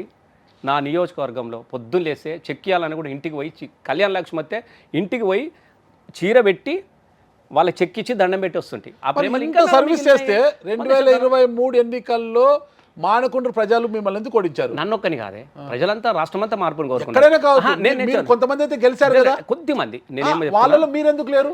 నేనేం చెప్తున్నా, ప్రజలు సహజంగానే 33 నేనేమన్నా సహజంగానే 33 అంత సిటీలే కదనే, రూరల్లో మీరంతా గెలిచిన వాళ్ళంతా 17 మంది నీకు హైదరాబాద్ వాళ్ళే కదా. బయట ఒక్కసారి చూద్దాం. తర్వాత రేవంత్ రెడ్డి చెప్పే అబద్ధాల మాటలు కావచ్చు, మీకు 2,000 కాదు 4,000 ఇస్తా, మీకు ఇది ఇస్తా, మీకు అది ఇస్తా, కరెక్ట్ ఇవన్నీ చెప్పిన ఆయన మాటలు నమ్మి ఒకసారి చూద్దాం. ఇంకోటి, నా మీద గెలిచినోడు 4 సార్లు ఓడిపోయిండు అన్న. 2001 నుంచి చేస్తున్నాడు, 4 సార్లు ఓడిపోయిండు. 4 సార్లు ఓడిపోయిండు. ఒక ముసలామెన్ అన్నీ అనబట్టే, అవ్వ ఎవరు కోటేసినావు అంటే, బిడ్డ ఈసారి వానికి ఎత్తా బిడ్డ, ఊకే ఏడుతున్నాడు బిడ్డ, 4 సార్లు ఓడిపోయిండు అడితే బిడ్డ అంటే. ఈ సానుభూతి. మీరు కాంగ్రెస్లో గెలిచిన వాళ్ళందరూ కూడా 3 సార్లు 4 సార్లు ఓడిపోయినారు. ఒకవైపు సానుభూతి ఉంది, ఇదొక్కసారి అని చూసాడు ఒకటి ఉన్నది. తర్వాత ఒక మార్పు, రేవంత్ రెడ్డి చెప్పే అబద్ధాలు, ఇవన్నీ కలగలిపి ఒక్కసారి చూద్దాం అంటే 25 సంవత్సరాల నుంచి టీఆర్ఎస్ఏ ఉంది కదా వీళ్ళెంబడి. ఇప్పుడు పోటే కాదు, అంతకన్నా ముద్దు 14 సంవత్సరాలు కూడా మేమే కదా వాళ్ళతో జనాలతో ఉన్నది. మళ్ళీ వచ్చిన తర్వాత 10 ఏళ్ళు మేమే ఉన్నాం కదా. కాబట్టి ఒక్కసారి చూద్దాం అనే దానిలో చాలామంది పోయినాయి, దానిలో నేను కూడా పోయినా. ఇకపోతే 2014లో తెలంగాణ రాష్ట్రం ఏర్పడ్డాక టీఆర్ఎస్ అధికారంలోకి వచ్చిన వెంటనే మీరు ఎమ్మెల్యేగా గెలిచారు, మానకొండ నుంచి ఎమ్మెల్యేగా గెలిచారు. వచ్చి రాగానే మీకు క్యాబినెట్ హోదాతో తెలంగాణ సాంస్కృతిక సారథి కార్పొరేషన్ ఒకటి పెట్టి దానికి చైర్మన్ చేశారు, క్యాబినెట్ హోదా ఇచ్చారు. దాదాపు తెలంగాణ ఉద్యమంలో ఎవరైతే కళాకారులు వీళ్ళందరూ ఎవరైతే పాల్గొన్నారో తెలంగాణ ఉద్యమం ముఖ్య భూమిక అందరికీ కూడా ఉద్యోగాలు ఇచ్చేశారు, ఒక కార్పొరేషన్ ద్వారా ఉద్యోగాలు ఇచ్చేశారు. కానీ అక్కడ రసమై బాలకృష్ణ గారి మీద చాలా విమర్శలు వచ్చాయి. రసమై బాలకృష్ణ ఒక మర్రి చెట్టు లాంటి వాడు, ఎవరిని ఎదగడివ్వడం లేదు, మాకంత అన్యాయం చేశాడు అది ఇది అనేసి చాలామంది కూడా, ఏపూరు సోమన్న లాంటి వాళ్ళు వీళ్ళందరూ కూడా, మిట్టపల్లి సురేంద్ర లాంటి వాళ్ళు కూడా వెనక్కి వెళ్ళిపోయినారు. నేర్నాల కిషోర్ గారు ఇట్లాంటి వాళ్ళు కూడా అంత వెనక్కి వెళ్ళిపోయి చాలా రాద్ధాంతం. అంటే కొంతమంది కార్పొరేషన్లో కళాకారుల పేర్లు మీరే రాసుకుంటూ వాళ్ళ పేరు మీద వచ్చే జీతభత్యాలు కూడా మీరే బొక్కేశారు మొత్తం కూడా అనేసి పెద్ద ఎత్తున విమర్శలు చేశారు చాలామంది. 500-600 మంది మా ఉసురు పోసుకుంటున్నాడు రసమై బాలకృష్ణ అనేసి ఆ రోజు విమర్శలు కూడా చేశారు. ఏంటదా కథ? నీకు ఒక మాట చెప్తింటావా? మీరు చెప్పింది ఏది కూడా దీనిలో ఉన్నది కాదు. మీరు ఎవరైతే పేర్లారా, మిట్టపల్లి సురేందర్ ఇప్పుడు ఉద్యోగం లేరా? సరే ఉద్యోగం కదా, ఇప్పుడు కూడా జీతం తీసుకుంటున్నాడు కదా. సోమన్న కూడా ఎంప్లాయే కదా. సోమన్న ఆయనకానే వెళ్ళిపోయిండు, అన్నా నేను ఈ ప్రభుత్వంకి పాటలు నేను పాడలేను అని చెప్పేసి ఆయనే నేను బయట పని చేసుకుంటా అని పోయిండు ఆయనే. సోమన్నకు ఉద్యోగం, అసలు ఇలా ఉద్యోగం రానోళ్ళు ఎవరు ఉన్నారు? చాలా మంది కళాకారుల శ్రమను రసమై బాలకృష్ణ దోచుకొని పదవులు పొందారు, డబ్బులు సంపాదించారన్న విమర్శలు అయితే. నీకు కూడా ఒక క్లారిటీ ఇవ్వాలి నేను నాగరాజ్ భాయ్. సాంస్కృతిక సారథి అనేది కేవలము కళాకారులకు జీతభత్యాలకు కోసం కాకుండా ఉద్యమంలో పాల్గొన్న పిల్లలందరికీ ఒక బతుకుదెరువుని ఇవ్వాలన్నటువంటి ఆలోచన చిన్న చిన్న పిల్లలకు ఆలోచనతో పెట్టింది. ప్రపంచ చరిత్రలో నువ్వు గూగుల్ మ్యాప్ వెతికినా కూడా ఎవరు కూడా ప్రపంచంలో ఉద్యోగాలు, అసలు కళాకారులకు ఉద్యోగాలు ఇచ్చిన చరిత్ర ఎక్కడైనా కనబడుతుందే మీకు? ఎక్కడ లేదు. సారు ప్రేమగల్లోడు కాబట్టి ఎప్పుడన్నా ఇస్తారు. నేను కూడా ప్రోగ్రామ్ చేసుకున్నట్టు నేను అట్లా సాంస్కృతిక సారథి ఏర్పాటు రసమై నువ్వే కదా ధూమ్దా నడిపిన. వీళ్ళకి ఏమనంటే పాటలు పాడిన ప్రతి ఒక్కరికి ఉద్యోగం వచ్చింది. నీకు 100% చెప్తున్నా. దీనిలో ఎవడెవడైతే పాటలు పాడిండో, ఎవడెవడైతే తెలంగాణ అందరూ పోయిర్రు. ప్రపంచ చరిత్రలో నాకు తెలిసినంత వరకు ఆ టీముల బృందాలకే, మీ టీంలో ఎంతమంది పనిచేసారో అంతమంది ఏమనంటే అంతమంది పేర్లు ఇచ్చినాయి, జాబులు ఇచ్చారు. అంతమందికి వచ్చినాయి. మళ్ళీ కొత్తగా చిన్న చిన్న పిల్లలు వచ్చి మాకు రాలేదు. అది నిరంతరంగా సాగేదే కదా, నిరంతరంగా సాగేది. నాకు ఒకసారి అవకాశం వచ్చినప్పుడు ఇచ్చిన, దాని తర్వాత కోర్టుకు పోయిరు అన్న ఇది రిజర్వేషన్ ప్రకారం చేయాలంటే మళ్ళీ రిజర్వేషన్ కోర్టు ప్రకారం చేయమన్నది. మళ్ళీ దీనికి ఇంటర్వ్యూలు పెట్టిరు. సిద్ధారెడ్డి సారు, వనజ మేడం వీళ్ళందరూ ఇంటర్వ్యూస్ పెట్టి అందులో సెలెక్ట్ చేస్తే మళ్ళీ ఇచ్చారు వీళ్ళందరికీ. ఈ రసమై ఇచ్చింది కదా. ఇంకోటి రెండోది, అసలు దానిలో డబ్బులు ఉంటాయా? సారథిలా నువ్వు పని చేస్తే నీకు జీతం వస్తుంది, నేను పని చేస్తే నాకు జీతం వస్తుంది, అంతే తప్ప దానికి డిపార్ట్మెంట్ లాగా చెరువుకు ఇన్ని పైసలు ఇవ్వాలి, బడ్జెట్ ఇవ్వాలనేది ఏమి ఉండవు కదా. అంత చిల్లరగాళ్ళు మాట్లాడే మాటలు అవి. ఇంకోటి, నేర్నాల కిషోర్ అనేటువంటి ఉద్యోగం వచ్చింది, కోఆర్డినేషన్. వాని భార్య కూడా ఉద్యోగం వచ్చింది. వానికి చైర్మన్ కావాలని చెప్పేసి అలిగిపోయి ఉద్యోగాన్ని చింపేసుకున్నాడు. దానికి నువ్వేం చేస్తావు, నేనేం చెప్తా. చింపేసుకున్నాడు. వాళ్ళ భార్యకు, వాళ్ళ పెద్దలైన బిడ్డలకు 10 మందికి ఉద్యోగాలు వచ్చినాయి. మన టీంలో పనిచేసే వాళ్ళకు. నేనేమంటానంటే వీళ్ళందరికీ ఏదో ఆశపడి రసమై బాలకృష్ణ అనేటోడు ఉద్యోగం పదవులేందే 100% ఎమ్మెల్యేగా టికెట్ వస్తే రసమై బాలకృష్ణ మానకొండూరు పోయి గెలిచిండు. ఎవడొచ్చి నాకు ఎంబడి పాట పాడినోడు కాదు, నా కోసం ఎగిరినోడు దుంకినోడు. రసమయ్యడే క్రియేటరు, రసమై అనేటోడు ఒక క్రియేటరు. రసమై ప్రజల ఆమోదం పొందిండు. మీరు కూడా అందరూ పోటీ చేయరు. మీకు కొంతమంది కాంగ్రెస్లో ఉన్నారు, కొంత పాడుతున్నారు కదా. మీరు కూడా టికెట్ తీసుకొచ్చుకొని కాండ్రా నాయన, మీరు మంత్రులు కాండ్రి, నేను సంతోషపడతా. మీరు కూడా కాండ్రి నాలాగా. ఇప్పుడు నేను చెప్తున్నా, నువ్వు చెప్తున్నావు కాదు. ఎవడు అణచివేయడు. గుర్తుపెట్టుకోండి, చాతగానోడు మాత్రమే ఇతరులను నిందిస్తాడు, చేతనైనోడు కొట్లాడతాడు, క్రియేట్ చేసుకుంటాడు, నిలబడతాడు. ఎస్, నేను పాడితే చాలామంది అన్న నువ్వు ఇట్లా ఎమ్మెల్యేలో పోటీ చేసినప్పుడు అన్న నువ్వు వచ్చి ఒక పాట పాడిపోరాదే, మీకు గెలుస్తాను నువ్వు వస్తే అనేటోడు. నేను పాడితే నువ్వు గెలిస్తే నేనెందుకు కావద్దురా భయ్? నేను కూడా కావాలి కదా. నేను గెలిస్తే, నేను పాట పాడితే నువ్వు గెలిచేటప్పుడు మరి నేను కూడా ప్రజలకు పనిచేయండి. మొదటి నుంచి కూడా రాజకీయ నేపథ్యంగా కాలేజ్ చైర్మన్గా పనిచేసినోడిని, నాకు ఇంతమంది ఇంత తిరిగినాడు, ఇంత ప్రపంచాన్ని చూసినా, ఇన్నిసార్లు ఎమ్మెల్యేల ప్రచారంలో పాటలు పాడినోడిని. రసమై బాలకృష్ణ అనేటోడు ఒక లెజెండు. రసమై అనేటోడు మామూలు కాదు. గుర్తుపెట్టుకోండి, నా జీవితం ఇక్కడ ఇప్పుడు మీకు చెప్పిన ప్రస్థానం నుంచి ఎక్కడి నుంచి ఏడుకో ఇన్ని చదువుకుంటూ ఎంఏ, బీఈడి, ఎంపీలు, పిహెచ్డి, గోల్డ్ మెడల్ చదువుకుంటూ, జీవితంలో చదువుకుంటూ ఒక ఉపాధ్యాయుని అయిపోయి తెలంగాణ సాంస్కృతిక ఉద్యమంలో పాటలు పాడితే సస్పెండ్ చేసినా కూడా పాటను వదిలిపెట్టకుండా తెలంగాణ ఉద్యమంలో నిలబడ్డటువంటి వ్యక్తి. ఎన్ని పోలీస్ స్టేషన్లు, ఎన్ని కేసులు, ఎంత జీవితం. ఒక్కొక్కసారి పాటలు పాడి వస్తూ ఉంటే ఎన్ని యాక్సిడెంట్ల మధ్యన ఆకలిని చంపుకొని, అన్నాన్ని చంపుకొని, యవ్వనాన్ని చంపుకొని, జీవితాన్ని చంపుకొని, ఒకరోజు ఆదిలాబాద్లో ఉంటే తెల్లారి మహబూబ్ నగర్లో పోయి పాట పాడింది. ఎవరైనా పిల్లలతోని వాళ్ళ బర్త్డే లేవు, పండుగలు లేవు, పబ్బాలు లేవు. బతుకమ్మ పండుగ రోజులు అన్న మా ఊళ్ళో బతుకమ్మ పండుగ నువ్వు వచ్చి ధూమ్ధాం పెట్టాలంటే నీ దగ్గరేనే, నా బతుకమ్మ దగ్గరనే పాట పాడినా. అన్న దసరా పండుగ అంటే మీరు అంతా సపట్లు పెట్టుకుంటే మీరు పిల్లలతో ఎంజాయ్ చేసుకుంటే మేము మీ దసరా దగ్గరికి వచ్చి పాలపిట్టల మీద మేము పాటలు పాడినాం కదా. మరి మా కోసం మేము బతికింది ఏమైనా ఉన్నదా? రసమై బాలకృష్ణ ఇలా చాలామంది మాట్లాడుతుంటారు. చేతగానోడు ఒకడు అంటాడు ఈ చిల్లర మాటలే. రసమై బాలకృష్ణ అంటాడు 200 ఎకరాలకు ఆసాం ఉండాలి. నేను జరిపినటువంటి పోరాటానికి ఐఎమ్ ఏ క్రియేటర్. రేడియోలని ఏమైనా ఇంటర్మీడియట్ ఉన్నప్పుడు రేడియోలో పాటలు పాడితే పైసలు వచ్చినాయి, నాకు దూరదర్శన్లో పాడితే పైసలు వచ్చినాయి. మొత్తం భారతదేశంలో ఉన్న ప్రతి రాష్ట్రంలో ప్రోగ్రాంలు ఇచ్చడం నేను పెద్ద సంస్థ నాది. రసమై ఒదికి జాబు, ఒదికి ఇన్నిటి మధ్యన కదా. కొంతమంది కళాకారులు ఇప్పటికీ విమర్శలు చేస్తున్నారు. ఈ 2023 ఎన్నికల సమయానికి ఏపూరి సోమన్న, నేర్నాల కిషోర్ వీళ్ళందరూ కూడా బీఆర్ఎస్లోకి వచ్చారు. కిషోర్ లేడు. ఓకే ఏపీ సోమన్న వచ్చి మళ్ళీ వెళ్ళిపోయారు కదా నీకు వాళ్ళు వచ్చారు ఎలక్షన్స్ లో పార్టీ ఓడిపోయిన తర్వాత మళ్ళీ వెళ్ళిపోయారు అక్కడ రసమై బాలకృష్ణ మమ్మల్ని ఎదగనివ్వడు మేము అటు ఉండలేమని మళ్ళీ బయటకు వెళ్ళిపోయారు నేను రసమై బాలకృష్ణ ఎదగనికపోయింది 2003 నేను పాటలు పాడతాను నేను ఎమ్మెల్యే 2023 నేను పాటలు పాడుకుంటే తిరిగేటోనా నేను ఎమ్మెల్యేను నాకు నియోజకవర్గం పార్టీ ఓడిపోయింది మేము అక్కడే ఉంటే మీరు ఓడిపోయారు వాళ్ళకు స్కోప్ వాక్యూమ్ ఉండదు మమ్మల్ని ఎదగనివ్వడు నేనేది కూడా ఏంది నేను ఇంకా పాటలు పాడుకుంటే ఎగటో దుక్కటోనా నేను కాదు కదా అవసరం అనుకుంటే 4 సినిమాలు తీస్తా అవసరం అనుకుంటే 4 కథలు చేస్తాను నేను నా 100% తీస్తా సినిమాలు తీస్తా ఇప్పుడు రాలేదా కేవలం పాటలతో వచ్చే డబ్బులతోనే సినిమాలు తీస్తున్నారు నేనేమంటున్నా నాకున్న వనరులు సోర్సెస్తో నేను తీసిన నాకు వచ్చిన డబ్బులు ఇప్పుడు సినిమా తీసినా ప్రైమ్కి అమ్ముకున్నా నాకు డబ్బులు వచ్చినాయి కదా నేను 2 కోట్లకు శాటిలైట్కే అమ్ముకున్నా హిందీ శాటిలైట్కి మీరు చూడండి ఇందులో ఉంటుంది రుద్రంగి అమెజాన్ ప్రైమ్కి అమ్ముకున్న 1.5 కోటి పెట్టుకొని అరే నాకు బిజినెస్ మంచి సినిమా అవడానికి ఇప్పుడు తుపాకి రామట్ కూడా ప్రైమ్లో ఉంటుంది మీరు చూడండి ప్రైమ్కి అమ్ముకున్నా నేను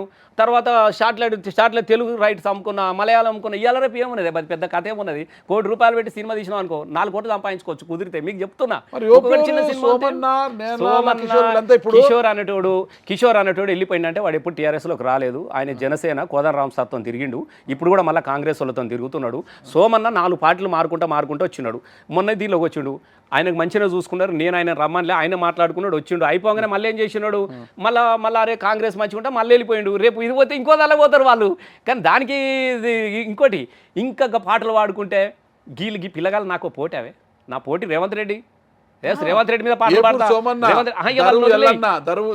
దర్వెల్ అనేటోడు సురేందర్ వీళ్ళందరూ 2023లో టీఆర్ఎస్ లోకి వచ్చారు కదా సురేందర్ అనేటోడు సాంస్కృతిక సారథి కళాకారుడు ఈ రోజు ఎంప్లాయీ పార్టీలో కాదు ఈ రోజు కూడా సాంస్కృతిక సారథి ఎంప్లాయీ మళ్ళీ పార్టీ ఓడిపోతే మళ్ళీ దూరం అయిపోయారు కదా నేను ఏమని ఇప్పుడు ఉద్యమం నడుస్తా ఉన్నది మందకృష్ణ అనే ఎపిసోడ్ వేరే అది మాదిగ జాతి వర్గీకరణ కోసం చేస్తున్నారు మన పిల్లలంతా పోయి చేస్తున్నారు ఇప్పుడు సురేందరు ఎంప్లాయే కిషోర్ అనేటోడు సింపేసి వెళ్ళిపోయాడు సోమన్న అనే వ్యక్తి తనంతల తాను వెళ్ళిపోయాడు నేను ఇప్పుడు కూడా చెప్తున్నా సోమన్న వాయిస్ తిరుగుబాటు వాయిసే అనే పాజిటివ్ వాయిస్ కాదు తిరుగుబాటు సమస్యలను చాలా అద్భుతమైనటువంటి కళాకారుడు అద్భుతమైనటువంటి రచయిత గద్దర్ తర్వాత ఒక అత్యంత అద్భుతమైనటువంటి ప్రజలను చైతన్యపరిచే వాయిస్ అండ్ పాటలు రాసే దానిలో నంబర్ 1లో సోమన్ ఉంటాడు కానీ సోమన్ నల్గొండ గద్దర్ అనేటోడు గాయకుడే ఎవరు నీ పాట పాడతాడు నా పాట పాడతాడు ఆయనను దీనిలో కలపదు కదా గద్దర్ అనేటోడు కమర్షియల్ ఆర్టిస్టు ఎవరు డబ్బులు ఇస్తే వాళ్ళ పాటలు పాడతాడు నీ పాటకి పాడతాడు ఆయన గద్దర్ పేరు అనేదిగా సరే నేను చర్చ పెట్టదలుచుకోలేదు కానీ సోమన్న గురించి అంటవా సోమన్న ఇస్ ద లెజెండ్ నేను ఇప్పుడు ఈ తరానికి సోమన్న లాంటివాడు చాలా అద్భుతమైనట్టు కళాకారుడు సోమన్న ఇళ్ళకి వచ్చిండు టీఆర్ఎస్లో మళ్ళీ దీనిలోకి అప్పుడు ఇంకోటి ఏంటంటే సోమన్నను బీఆర్ఎస్ పార్టీలో రిసీవ్ చేసుకోలేదు ఎందుకంటే కాంగ్రెస్లో ఉన్నప్పుడు అందులో ఉన్నప్పుడు దీనికి వ్యతిరేకంగా పాటలన్నీ రాసింది సోమన్ననే మళ్ళీ దీనిలోకి రాగానే సోమన్నను ఎందుకో ఆయనను ప్రజలు ఈ బీఆర్ఎస్ పార్టీలో రిసీవ్ చేసుకోవాలి ఆయన పాటను తిరిగి బ్యాక్ వెళ్ళిపోయాడు అది ఆయన సొంత విషయం తప్ప ఇప్పుడు కూడా మాట్లాడతాడు రోజు మాట్లాడతాడు సోమన్న నాతోని వాళ్ళు నాకేమంటారు ఇంకోటి నేను ఇంకా అక్కడ ఉన్నానే 2 సార్లు నేను ఎమ్మెల్యేకి పాటలకి ఆటలేదే ఏమో ఇంత అద్భుతాన్ని సృష్టించిండు రసమై బాలకిషన్ ఇంత ధూమ్ధామ్ ఏమో గద్దరు ఎంకన్న అంజన లాంటి వాళ్ళను ఇట్లా నిలబెట్టి సింహాల మధ్యన ఇట్లా రింగ్ మాస్టర్ లాగా నడిపించడని ఈ పిల్లలు ఎంతనే అప్పుడు చాలా చిన్న పిల్లలు ఈ కిషోర్ అంటోడు అప్పుడు నాతో తిరిగేటోడు కాదు అందుకు ఒక పాట కన్నా పెద్దగా రాదు వీళ్ళు చిన్న పిల్లలు కదా ఇప్పుడు నువ్వు ఏవైతే పేరు చెప్తున్నావో వీళ్ళు ఎవరు కూడా ధూమ్ధామ్ నువ్వు క్యాసెట్ అలా చూడు వీళ్ళు ఎవరు కూడా వెనక బెంచులు ఉంటారు వీళ్ళందరూ వీళ్ళు కాదు కదా ఇంకోటి నేను ఆలోచనలు నాకు ఇంకా ఎక్కడ ఉంటానే నేను నా ఆలోచనలు ఇప్పుడు నేను ఎవరితో పోటీ పడుతున్నా కాంగ్రెస్తో ఇచ్చిన వాగ్దానాలు నెరవేర్చాలా బిడ్డే అని చెప్పేసి వాళ్ళ 6 గ్యారంటీల మీద పాట రాయలేదా అన్ని ఊతే అని మొన్న నమ్మిన బ్రాహ్మణ ఈ బుడమకాయ బుడ్డో నీ ఓరి దేవుడో మాటలాగు గోసపోతే ఓరి దేవుడా మాటలాగు మోసపోతే ఓరి దేవుడా ప్రాణగండం అయిపోయాయని 6 గ్యారంటీలు అన్ని ఊతే అని ఇప్పుడు తర్వాత ఇప్పుడు కొత్త పాట కూడా రాసిన హలో ముఖ్యమంత్రి నేను చెప్తున్నా అంటే నా పోటీ అంతా కూడా ఒక్కసారి ఆ పాట వినిపించండి అది చిన్నగానే నాకు కొద్దిగా రాసిన అది వినిపించండి హలో ముఖ్యమంత్రి నేను మళ్ళీగా అన్ని మాట్లాడుతున్నా హలో ముఖ్యమంత్రి బోలో ముఖ్యమంత్రి నువ్వు ఇచ్చిన హామీలు అడుగుతున్న బోలో ముఖ్యమంత్రి మళ్ళీగా అన్ని మాట్లాడుతున్న గూడెం నుంచి మాట్లాడుతున్న గుర్తున్నానా లేదా నీకు హలో అని ఇప్పుడు కొత్తది వస్తుంది అంటే ఇవన్నిటి మీద నేను గీలతో పోటీ పడతా, కాంగ్రెస్తో పోటీ పడతా. అప్పుడు సమైక్యాంధ్రతో తెలంగాణ కోసం అయితే ఎట్లయితే పోటీ పడను, ఇచ్చిన వాగ్దానాలు నెరవేర్చే వరకు నా పోరాటం అనేది రేవంత్ రెడ్డి మీద ఉంటుంది, కాంగ్రెస్ మీద ఉంటుంది తప్ప గీ పిల్లగాల మీద రసమై ఇంకా గీడ ఉన్నా అని నాకు నేను మీకు కూడా చెప్తున్నా నాగరాజు అన్న, ఎవరివైనా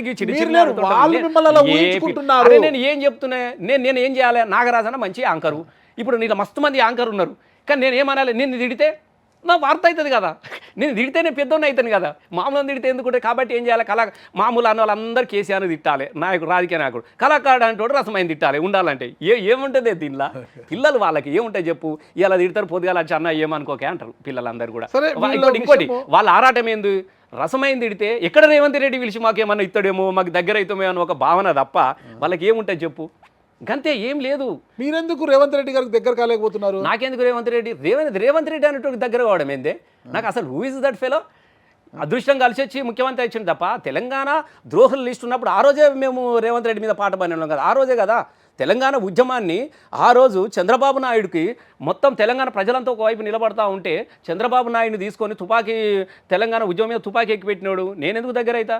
నాకేమింది? నాకు లేదా? నా పార్టీ 100% మళ్ళీ గెలుస్తాం, మేము మళ్ళీ గెలుస్తాం. ఇవాళ నీకు సుమన్ టీవీలో చెప్తున్నా, మళ్ళీ బీఆర్ఎస్ పార్టీ అవుతుంది, మళ్ళీ కేసీఆర్ ముఖ్యమంత్రి అవుతాడు. ముఖ్యమంత్రి కేసీఆర్ గారి ప్రభుత్వంలో రసమయ్య అనేటువంటి చాలా కీలకంగా నిలబడతాడు. నేను మళ్ళీ చెప్తున్నా, 100% బీఆర్ఎస్ని అణచివేయాలనే ఉద్దేశంతో ఈరోజు ఈ కార్ రేసింగ్ అవన్నీ ఏసీబీ కేసులను బనాయించి కేటీఆర్ గారిని కూడా విచారణకు తీసుకొచ్చారు. ఖచ్చితంగా కేటీఆర్ గారు జైలుకి పోతారు. చెల్లి జైలుకి వెళ్ళి వచ్చింది, ఇక త్వరలో అన్న కూడా జైలుకి వెళ్ళబోతాడని BJP MP, Nizamabad MP Dharmapuri Arvind గారు కూడా మనం మాట్లాడారు. ఈ అరవిందులు ఈ బీజేపీలతో గురించి నేను మాట్లాడా, ఎందుకంటే వాళ్ళకి ఎన్నడూ ఉద్యమం తెలియదు.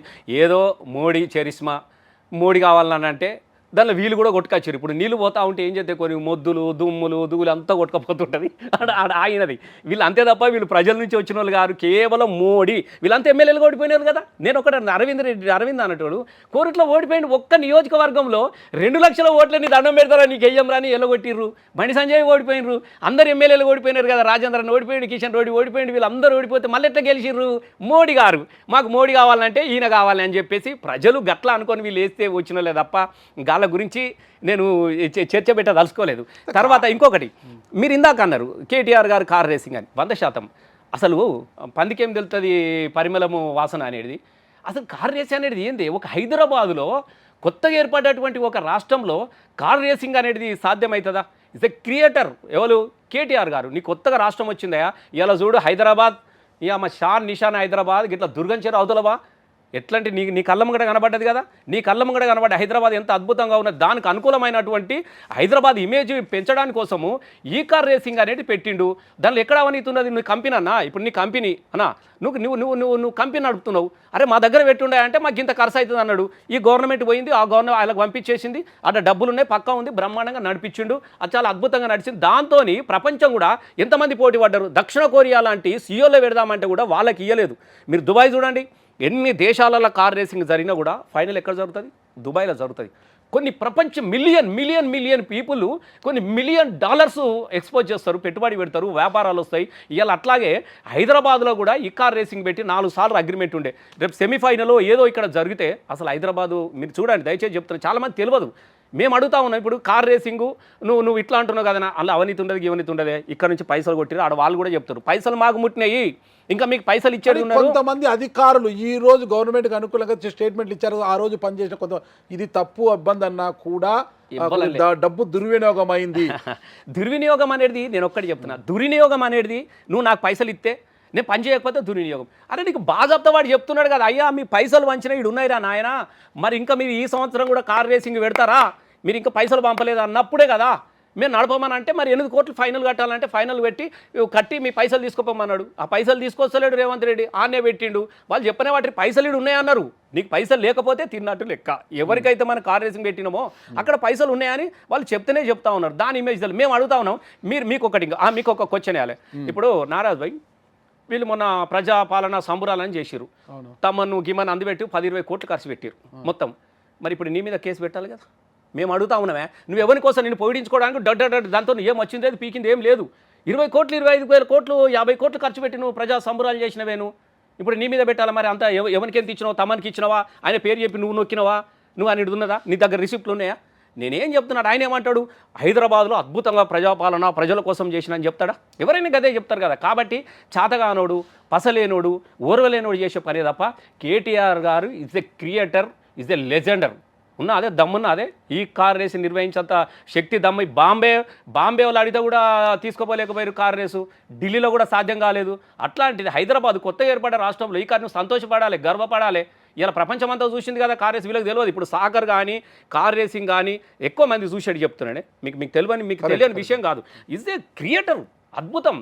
దాన్ని ఇంకా అద్భుతంగా మలుచుకోవాలి, ఇంకా 4 పరిశ్రమలు తీసుకొచ్చుకోవాలి. ఇప్పుడు దావూస్ అన్నావు, సింగపూర్ అన్నావు, తొంగపూర్ అన్నావు, ఏం కనబడితే సింగపూర్లో గింగపూర్లో. ఇప్పుడు దావూస్ పర్యటనలో ఉన్నారు కదా, తెలంగాణకు పరిశ్రమ తీసుకోవడానికి వెళ్ళారు. మస్తు సార్లు పోయిండు దావూస్. ఏం పోతున్నాయని అది అంటారు చూడు, ఏమో కానక లేక అయ్యో ఒక్కడు వెనకటికి అని ఒక పాట ఉంటుంది. కానక పోయితే పోయింది, తీసుకొచ్చింది పీకింది ఇచ్చేది. ఆడికి పోతురు అటాడు తిరుగుతారు. ఈయనకు మాట్లాడే భాష రాదు, హిందీ శాఖ రాదు, ఏది రాదు. మొత్తం ముఖ్యమంత్రి ఏం తీసుకొచ్చి నువ్వు చెప్పు. ఇది సార్లు తిరిగి వచ్చినావు, ఈడన్నావు, సియోలు అన్నావు, దక్షిణ కొరియా ఏదే అసలు ఏమున్నది నీ దగ్గర? నీకు అసలు నీకు తెలియదు. 100% చెప్తాను ప్రామిస్. పరిపాలన అనేది 0 కేవలం ముఖ్యమంత్రి అనేది నువ్వు చూస్తావు కదా, ఆయన వేషము, ఆయన భాష రివీల్ చేస్తూ ఉంటాడు. ₹1,00,000 10 లక్షల టీషర్ట్ వేసుకుంటాడు, 4 లక్షల షూ వేసుకొని నువ్వు చూస్తున్నావు కదా అని ఇట్లా కనబడే అవి ఇంత సింబల్. ఓ ముఖ్యమంత్రి అనేటోడు ప్రజలకు పాలపాలించేటోడు ఎట్లుండాలి? నువ్వు అధికారికంగా నివాసంలో మీటింగ్లో జరుగులలో కూడా పెద్ద అంటే నేను చూపించుకుంటున్నాడు. ఆయన చూపించుకుంటున్నాడు. నేను కేసీఆర్ గారు ఏ రోజు ప్రజల వద్దకు రాలేదు. సీఎం అయినాక రేవంత్ రెడ్డి గారు పిల్లగాలతో పోయి ఫుట్బాల్ ఆడుతున్నారు, క్రీడలు కూడా ఆడుతున్నారు కదా. మరి గవే ఆడతాడు. ఆయనకు పరిపాలన చేయడం చేత కాదు కదా. ఆయనకి ఇప్పుడు ఆయన క్రియేటర్ అనేటోడు, చేతగా అనేటోడు కూర్చోడు. ముఖ్యమంత్రి డ్యూటీ ఏంది? అరే నువ్వేం చేసుకోవాలి, అట్లా నువ్వేందనో వాలీబాల్ ఆడుతానో, క్రికెట్ ఆడుతానో, గోటీలు ఆడుతానో, షిర్రగోని ఆడితేనే ముఖ్యమంత్రి. గిదా అవే నీ పనులు? నేను అడుగుతాను, గిదా నీ పనులు? నీ స్టైల్ నువ్వు చూపించుకుంటున్నావు, నీ హార్బాటం, నీ అంగు చూపించుకోవడానికి కోసం నువ్వు పిల్లగాల పోయి క్రికెట్ ఆడినా, నేను 10 లక్షల అది వేసుకున్నా, ఇవి వేసుకున్నా, బ్రాండ్లు గిండ్లు, గిది కాదు కదా. నవ్వుకుంటున్నారు ఆయన చూసి. నేను ప్రామిస్ చెప్తాను, ఇంకోటి ఆయనకు తెలియదే. వాస్తవంగా ఆయన తప్పు కాదు. ఆయన అన్నాడు మంత్రి అయినాడు కాదు, ఏదో గాలిలో గుడిలో వల్ల వచ్చిండు. కాదు ఆ శాతగాని కాంగ్రెస్లో ఆయన ముసలనక్కలు అయిపోయినాయి. ఇది ఉరికొచ్చిండు, కూర్చున్నాడు రప్పుకుని ఉరికొచ్చి. అప్పుడు కుర్చీలు ఆట పెట్టంగానే శాతనాడు కర్ర నాపంగానే ముసలి అబ్బా ఆగురాని టక్కున కూర్చున్నాడు. గంతే ముంచట. దాన్ని కాపాడడానికి కోసం తెలివి వాళ్ళోడు కాబట్టి అడిగినప్పుడు ఈయన పైసలు ఇస్తుండు. ఇప్పుడు కాంగ్రెస్కు భారతదేశంలో ఎక్కడ లేదు, అన్నీ వీగినాయి. ఆ కర్ణాటక ఒకటి ఉన్నది, ఈడున్నది. కర్ణాటక వాడు ఖతమైపోయాడు. ఇక కొత్తగా ఉన్నాడు కాబట్టి తేరా అని పైసలు ఇచ్చినప్పుడు వాళ్ళు ఇచ్చేస్తున్నా నేమనుకో బాంచాను మీకు ఇస్తా, నాది నేను ఉంచుకుంటా అన్నాడు. గది నడుతుంది తప్ప ఏమన్నా చేసిరా అన్న 1 సంవత్సర కాలంలో? నువ్వు చెప్పండి, నిజంగా చెప్తా ఉన్నా. ఎట్లాంటి పరిస్థితి ఉంది హైదరాబాద్లో? మీరు ఇంత పెద్ద ఛానల్ సుమన్ టీవీ అనేది ఇవాళ పాపులర్ ఛానల్లో ఇస్ టాప్లో ఉంది. ఎవరన్నా పిలిచినా, ఓ ఇంటర్వ్యూ అడిగినా, మంచి అయినా చెడైనా మీరు అడగగానే మీ దగ్గరికి ఎందుకు వస్తున్నారు? మీరు బాగా పాపులర్ అయింది కాబట్టి, వీళ్ళ ద్వారా ప్రజలకు ఒక మెసేజ్ పోతుంది కాబట్టి ఒక ఆలోచనతో చాలామంది పోతారు. మీరు ఎక్కడన్నా మీరు పోయి అడగండి. ఇలా ఏ ఒక్కరన్నా సంతోషంగా ఉన్నారో, కాంగ్రెస్ పార్టీ మంచిదే, అబ్బా అద్భుతం చేసిన ఒక్కరితో అనిపించండి. ఇప్పుడు ఇదే కదా, ఇదే ఊపులో జనరంజకమైన పాలన అందిస్తున్నాం. ఇదే ఊపులో స్థానిక సంస్థల ఎన్నికలు నిర్వహించేస్తే ఇంక అంతా మనమే వాషౌట్ చేసేయచ్చనే ఉద్దేశంతో ఫిబ్రవరి చివరిలో లేదా ఏప్రిల్ నాటికి స్థానిక సంస్థల ఎన్నికలు పూర్తి చేయాలనుకుంటారు. దావోస్ నుంచి సీఎం గారు వచ్చినట్టునే క్లారిటీ వచ్చేస్తుంది అంటున్నారు. మరి మీరు సిద్ధపడ్డారా? నేను ఒక మాట చెప్తా, ఇంటవా? ఇంకా మీరు రేవంత్ రెడ్డి మాటలు నమ్మే పరిస్థితిలో మీరు టీవీలో ఛానల్లో నమ్ముతారేమో కానీ ప్రజలు నమ్ముతలేరు. ఎక్కడి భావన? అసలు రేవంత్ రెడ్డి మాట వినడానికి ప్రపంచం నమ్ముతాడే. వెంటనే 3 తారీఖు నాడు కౌంట్ అవుతుంది, 6 తారీఖు నాడు మొత్తం 9 నాడు అయ్యో ఇప్పుడు 2 లక్షలు తీసుకోకూరు, ఎల్లుండే ఇప్పుడు ఎల్లుండి 9 నాడు నేను అత్తా సంతకం పెడతా పైసలు తీసుకొచ్చుకోరి. 100 రోజులు ఇవ్వమన్నాడు. 365 రోజులు గడియాల 14 నెలలుగా టైం ఇచ్చిరు. ఒక్క మాట మీద నిలబడతాడా? అసలు పెట్టాడు ఆయనతో కాదు, ఉచ్చబడుతున్నది ఇవాళ ఎలక్షన్లో పోతే. అసలు ప్రామిస్ అన్న ప్రజలు చాలా ఉన్నారు. మీరు ఈ మాట చెప్పరాదు, ఇప్పుడు ఒమ్మని రాదు. గ్రామాలలో పోయి మీకు ఇది ఇస్తున్నా అది ఇస్తున్నా అనుమానండి ఎంత చక్కగా ఉన్నదో. ఏమీ చెయ్యలేడు. నేను 100% చెప్తున్నా. మీరు ఇప్పుడు అరకొర కథ అయిపోయింది. ఏమంటారు చూడు, నువ్వు కొట్టినట్టు చేయి, నేను ఏడ్చినట్టు చేస్తా. రుణమాఫీ అన్నాడు 40,000 కోట్లు అన్నారు, మళ్ళీ కడి చేస్తే 15,000 కోట్లు. ఇదేంటంటే అంత కథం అయిపోయింది. వీనికి ఇచ్చిన వానికి అంత ఓపెన్ క్లోజ్. మళ్ళీ తర్వాత సిలిండర్ అన్నాడు. మీరు అమ్మతాడు, మీరు పోయి అడుగురు ఎంతమందికి సిలిండర్ల పైసలు పడుతున్నాయో. ఏది ఉన్నదే గా బస్సు ఒక్కటి ఎక్కిస్తున్నాడు. ఎందుకు ఎక్కిందంటే అది ఆర్టీస్కి ఒకటేసారి పైసలు ఇయ్యరాదు కాబట్టి ఎగ్గొట్టేసి ఇప్పుడు ఎంత బకాయి పడ్డదో వారికి 10,000 12,000 ఆర్టీసీ బకాయిలు ఉన్నాయి. అది ఆర్టీసీ 4-5 రోజుల తర్వాత దాన్ని అమ్ముకుంటారు. ఇప్పటికే పల్లె వెలుగులని కాంట్రాక్ట్ వాళ్ళు రెంట్ తీసుకొని బస్సులు నడుపుకుంటారు. ఈయంత బస్సులను అమ్ముకుంటాడు, ఆయనతో బస్ స్టాండ్లో అమ్ముతాడు. ఇది 100% జరుగుతుంది. ఇప్పటికి సగం అయిపోయింది. ఇక కొన ఊపిరితో మిగిలింది ఆర్టీసీ. ఇది కూడా కథమైపోతుంది. భూములు అమ్మడం, ఈ పద్ధతులు తీసుకొచ్చడం, ఇది పెడతా నేను అది పెడతా అని తప్ప అసలు ప్రభుత్వం ఎటుపోతుంది, ఆయనకు ఒక ఆలోచన ఉన్నదా? ఇలా గ్రామాలలో మీకు తెలిస్తే మీరు చూస్తారు కదా, రేపు స్థానిక ఎన్నికల్లో ఎవరి బలాబలాలు అనేది త్వరలో తెలుస్తుంది, 100% తెలుస్తుంది. నేను కూడా గదే కోరుకుంటున్నాను, ప్రజలు కూడా ఎదురు చూస్తున్నారు. బిడ్డ ఒక్కసారి మార్పు అని చెప్పేసి నీ మాటలకు మోసపోయినాం బిడ్డ, ఇక ఇప్పుడు చూపిస్తాం బిడ్డ అసలు మార్పు ఎట్లుంటుందో, ఇక నేను రేపు చూపిస్తాం తీ అన్నాడు. లేకుంటే 14 నెలలు అవుతా ఉన్నది, నువ్వు గ్రామ పంచాయతీ సంవత్సరం అవుతుంది, సర్పంచ్ లేకుంటే గ్రామాలు ఎట్లుంటే మీరు చెప్పండి. పాలన ఎంపీటీసీ ఉండడు, సర్పంచ్ ఉండడు, నీ పాలన అసలు మంత్రివర్గమే ఒక మంత్రి పదవులు ఇచ్చే దమ్ము లేదు. నువ్వు ఇంకా అక్కడ గంత దూరం పోతా ఉన్నాయి, ఎక్కడ నీ శ్రీనివాస్ మిగతా 4-5 అనా 10 మంది 10 ఉన్నారు, ఇంకా 5 మంత్రి పదవులు ఎవరికైనా ఇచ్చే పరిస్థితిలో ఉన్నారా? ఉచ్చబడతా ఉన్నది. నీతో ఇంకా నీ మంత్రి నీ పాలనలో మంత్రులు నియమించుకున్నటువంటి శక్తి లేనివి, ఇక నువ్వు ఊర్లలో గ్రామ పంచాయతీ సర్పంచ్లో పెట్టి ఎంపీటీసీలను జడ్పీటీసీలను పెట్టి చైర్మన్లను చేస్తావా? అవుతుందా నీతోని? 100% చెప్తున్నా, దాంతో కథమైపోతారన్న ఉద్దేశంతో ఇది పోయినాయి అనుకో, బిడ్డని ఇది అయిపోయింది అంటాడు. కాంగ్రెస్లో ఎంతసేపే రాత్రి లెటర్ వస్తుంది, పొద్దుగాల కుర్చీ విక్తుంది, రెండే ముచ్చలు. అది దాన్ని అడుగుడు బిడుగుడు ఏం ఉండదు. అక్కడ నుంచి కాగితం తీసుకొని వస్తాడు, దూత పరిశీలకుడు వస్తాడు, కూర్చుని పెడతాడు, ఇంకో ఎక్కితారు పీక్తారు. అట్లా ఎన్ని జరగలేదు, మనం ఎంత వెయిట్ చేద్దాం. మరి కేటీఆర్ గారికి ఏమో ఈ కార్ రేసింగ్ లో ఏసీబీ కేసులు, ఇటీవల కౌశిక్ రెడ్డి గారు ఎమ్మెల్యే సంజయ్ పైన చేయి చేసుకున్నారు అనే కేసులు బనాయించారు. అన్ని ఉత్తే కేసులు ఏమున్నది చెప్పు. ఇప్పుడు సర్కారు ఇప్పుడు వీడియోలో కనిపిస్తుంది కదా ఇట్లా. ఈయన కూడా అన్నాడు, ఇప్పుడు నీకు అవసరం ఉంటే నీదే చూపిస్తావు, నాకు అవసరం ఉంటే నీదే చూపిస్తా, రెండే విషయాలు. అక్కడ మాట్లాడిండు ఆయన, చాలా రాంగ్ మాట్లాడిండు. అరే నువ్వు ఏ పార్టీ నుంచి గెలిచినా అంటే నువ్వు అడిగితే చెప్పు, లేకుంటే బయటకు వచ్చేమన్నాడు. ఆయన నన్ను ఏమనలేదు, నన్ను నెట్టే లేదు అన్నాడు. తెల్లారితే ఏమన్నాడు, కేసులు పెట్టించుడు. ఇవన్నీ ఇప్పుడు 2 విషయాలే. రసమయ మీద కూడా పెడుతుండొచ్చు, నువ్వు ఎట్లా పాడతావు నా మీద పాట అని. రేపు రసమైకి కూడా పెడతారు. అన్నీ కామన్ మస్తు చూసినాము. అరే నీవ నువ్వు రాజశేఖర రెడ్డి, చంద్రబాబు నాయుడు, కిరణ్ కుమార్ రెడ్డి వీళ్ళకన్నా పెద్ద మొగోని వాను గసంటలతోనే కొట్లాన. ఉమ్మడి ఆంధ్రప్రదేశ్ 23 జిల్లాలు ఉమ్మడి ఇంతమందితోనే కొట్లాన. గంత నిర్బంధాన్ని చీమ చిట్టుకోమంటే ఎట్లా బతుకుడు ఎలా బతుకుడు తెలంగాణ పల్లెల్లో అని పన్నెల మీద పాటలు పాడుకున్నటువంటి రోజు నుంచి బతికినాం మేము. ఇనియమని వాళ్ళు లెక్కని ఒక కథనే. మేము ఇప్పుడు నేను ప్రామిస్ చెప్తున్నా, నేను నిజంగా చెప్తా ఉన్నాను అన్న, సంవత్సరంలోనే వీళ్ళు తెలిసిపోయింది. ఇంకోటి, రేవంత్ రెడ్డిని ఈయన అబద్ధాలకు ఒకసారి చూద్దాము అనే దాంతో వచ్చినోడే తప్ప, అనే దాంతో వచ్చినోడు మాటలు కొద్దిగా ఆకర్షణ ఏదైపోయిందో. మేము కూడా కొంచెం చిన్న మావి కూడా మిస్టేక్స్ జరిగినాయి, మేము జరగలేదని మేము అనట్లేదు. చిన్న కొన్ని చేయాల్సినవి ఉండే. సార్ ఎందుకో వీటి పట్ల కొంచెం నిదానం అయిపోయాడు. వాస్తవంగా ఆయన చూపంత ఏంటంటే ఫస్ట్ రైతును బతికిస్తే అందరు బతుకుతారు ఆలోచన చేసుకొని వచ్చి మాకు ప్రాజెక్టుల మీద ఎక్కువ పెట్టుబడి పెట్టి గీ ఇండ్లలో కొంచెం చిన్న గీ ఇండ్లు గిసొంటి కొన్ని మిస్ అయిపోయినాం. ధరణి ద్వారా కూడా చాలా ఏం లేదే. ఇప్పుడు ఇదేంటిది ధరణి అనేది నీకు కంప్యూటర్లో నీది కూడా ఇలా కనబడుతుంది. ఇప్పుడు రేపు మళ్ళీ తీసుకొచ్చింది కదా సారు, నీది వానికెక్కి వాని నీకెక్కి కథం ఇదే లొల్లు పంచాదులు. రేపు ఏం జరుగుతూ ఉంటాయి? రేపు 100% ఇదే జరుగుతూ ఉంటుంది. ఇప్పుడు వానికి పెట్టుడు నువ్వు ఎంతసేపు ఉంటుంది? ఇప్పుడు అధికారం ఇవ్వందికుంటే వానికి రాస్తాడు. మనం చూస్తలేమా గ్రామాలల్లో పట్టువారి వ్యవస్థను చూసినాము, కర్ణం వ్యవస్థను చూసినాము, పోలీస్ పడే వ్యవస్థను చూసినాము, గ్రామాల్లో ఉన్నటువంటి అనేక వ్యవస్థలను చూసినాం కదా మనం. ఒక దానికొచ్చి అసలు తెల్లారి వరకు నీ జాగా నీ దగ్గర ఉండనే ఉండదు, నువ్వు దున్నుకుంటూ ఉంటావు. ఇంకోని కథ పట్టబుక్కు గసంటి రోజులు మనం చూడలేదా? మొత్తం మీద 2028లో మళ్ళీ అధికారంలోకి వస్తామంటారు. 100% వస్తాం, 100కు 1000% వస్తాము. రేపు నేను మళ్ళీ చెప్తా ఉన్నా నాగరాజ్ అన్న, అంటే రసమై కరెక్ట్ చెప్పినవి ఏందని నువ్వు అంటావు. రేపు మంత్రి మమ్మల్ని మాట్లాడిస్తారా? ఫస్ట్ నీతోనే మాట్లాడతాను నేను, ఎగ్జాక్ట్లీ నీతోనే మాట్లాడతాను. ఇంకా సుమన్ టీవీ ఇంకా విస్తృతి బాగా గొప్పగా ఎదగాలని మనస్పూర్వకంగా కోరుకుంటా ఉంటున్నా. తప్పకుండా నేను ఒకటి అడగాలనుకుంటున్నా. చాలా రోజుల నుంచి చాలామంది ఎమ్మెల్యేలు తెలియదు.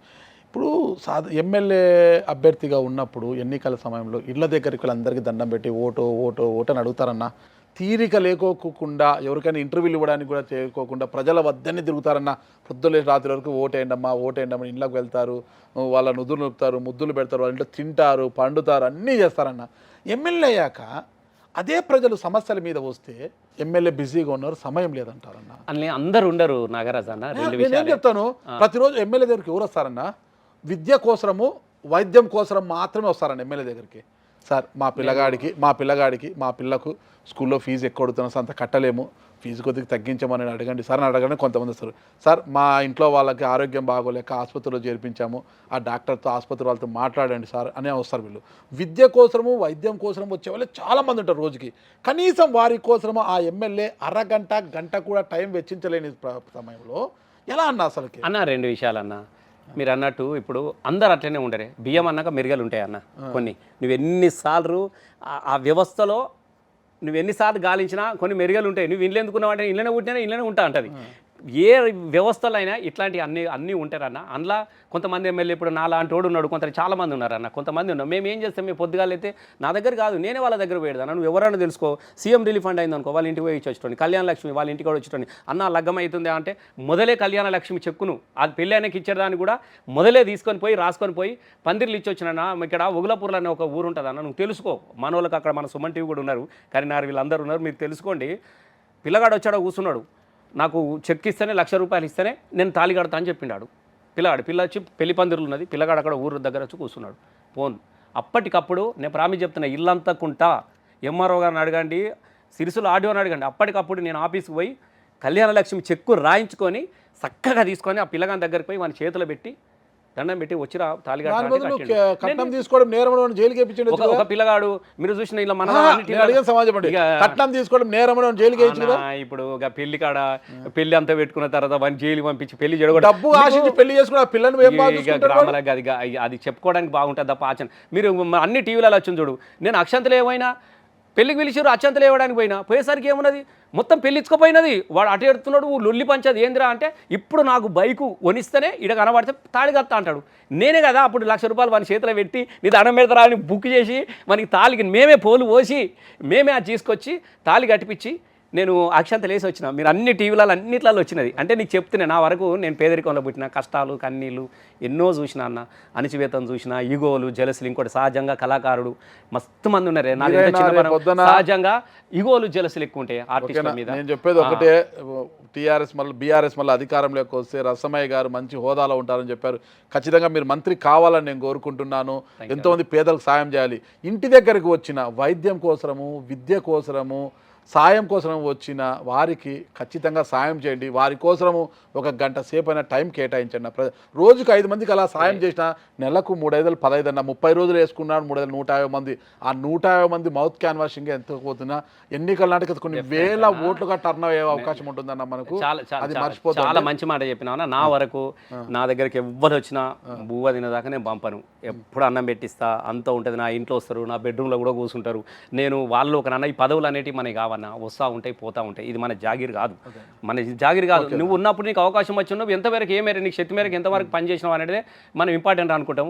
నేను గట్టినే భావించుకుంటా. ఇవాళ నేను ఊర్లలో పోతే మీద వాడు ఏడుస్తారు అన్న, ప్రామిస్ తెలుసా, అయ్యో సార్ ఏమనుకోక బిడ్డ, మళ్ళీ నువ్వే అవుతావు బిడ్డ అని మీద వాడు ఏడుచుడు. ఒక్కొక్కరిని ప్రామిస్ చెప్తున్నా, వాళ్ళకి కలుద్దామంటే భయం అవుతుంది నాకు. ఊర్లలో పోతే మీద ఏడుచుడే, బిడ్డ గింత మంచిదాన్ని బిడ్డను పోగొట్టుకుంటే, గింత మంచి బిడ్డను పోగొట్టుకుంటే. మన సరే పదవి లేకపోయినా పర్లే కానీ మీ ప్రేమలు అయితే నా మీద ఉన్నాయని చెప్పేసి నిజంగా చెప్పిన గర్వపడుతున్నాను. పదవి నేను రోజు పోతా, నిన్న పోతా, ఇప్పుడు పోతా, ఎప్పుడు నేను ఆన్నే ఉంటాను. అట్లనేం లేదు, మళ్ళీ ఎప్పటిలాగానే పొద్దుగాల పోతా, రోజు తిరుగుతా.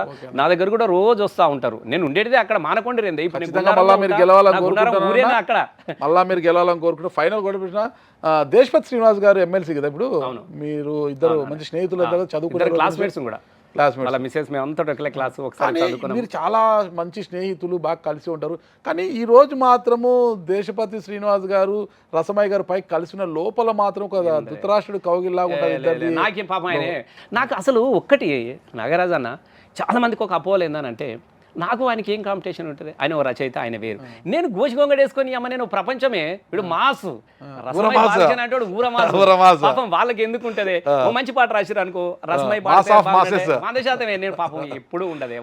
వాళ్ళ ప్రపంచం వేరు, వాళ్ళ జీవన శైలి వేరు, వాళ్ళ పుట్టుక వేరు, వాళ్ళు వేరు, నేను వేరన్నా. నీకు ఇప్పుడు కూడా చెప్తున్నా, రసమై అనేటోడు ఒక క్రియేటర్ అన్న. నాకు ఎవరి మీద వీళ్ళ మీద ఇట్లా ఈర్ష్య దేశాలు ఉండే, రసమై కనబడితే చాలు అని అనుకుంటే కొన్ని లక్షల మంది ఉంటారు. రసమై మాట్లాడితే పులకించిపోతారు, రసమై పాడితే పులకించిపోతారు. నాకేం తక్కువనే ఎవరి మీద ఇగోలు ద్వేషాలు. నేను ప్రతి వాడు ఎదగాలని కోరుకుంటాను. నేను ఇది కూడా చెప్తున్నా, నేను ఆర్టిస్టులను కూడా చెప్తున్నా, ప్రతి వాడు రాజకీయంగా మీరు ఎదగండి. రాజకీయంగా ఎదగడం అనేది 10 మందికి సేవ చేసే అవకాశం వస్తుంది. నేను 100% చెప్తున్నా. ఇది కాదన్న ఎంటర్టైన్మెంట్, ఇది కాదు, ఇది అయిపోయింది, ఈ దేశం పోయింది. నేను ప్రతి ఒక్కరిని కూడా ఇదే కోరుకుంటూ ఉంటున్నా. పిల్లలు ఎవరన్నా అనుకుంటుంటారు. మనుషుల మధ్యన అసూయ, ద్వేషాలు, ఇగోలు అనేటివి సహజమే, అవి అందరి మీద ఉంటాయి. ఇంకోటి ఆర్టిస్టులు అనగానే ఎక్కువ ఉంటాయి కొంత. ఇంకా నాలాంటి వాడు నేను ఒక్కనున్న కళాకారుని ఎమ్మెల్యే గిందాకు వచ్చిన, ఎందుకురా మీకు మాటలు, మీరు 20 మంది గారి సంతోషమే కదా. మీకు ఏమైనా అవసరం అంటే కూడా నేను పని చేసి పెడతా కదా. కాబట్టి నన్ను తిట్టినోడు నాకు శత్రువు కాదు, మిత్రుడే. నేను ఎప్పుడు అట్లా ఉండను. నా లక్ష్యం వేరు, నేను మళ్ళీ రావాలి, మళ్ళీ ప్రజలకు సేవ చేయాలి, నా ఆలోచన అంతా అటే ఉంటుంది తప్ప ఏనుగు పోతా ఉంటే మరిగా కుక్కలకి మనం ఏం సమాధానం ఖచ్చితంగా రసమయ్య గారు మళ్ళా మీరు రావాలి, ప్రజల సేవకు మీరు పునరంకితం కావాలని నేను కూడా కోరుకుంటున్నాను. ఫైనల్గా నాకు ఒక మంచి పాటతో మీరు ముగిస్తారని కోరుకుంటున్నాను. పర్లేదు మంచి పాటతో మీరు ముగిస్తారని కోరుకుంటున్నాను. నాకు బాగా ఇష్టమైన దానిలో ఎక్కువగా తెలంగాణ ఉద్యమం జరుగుతున్నప్పుడు నేను అన్న పాట ఎక్కువ పాడేది.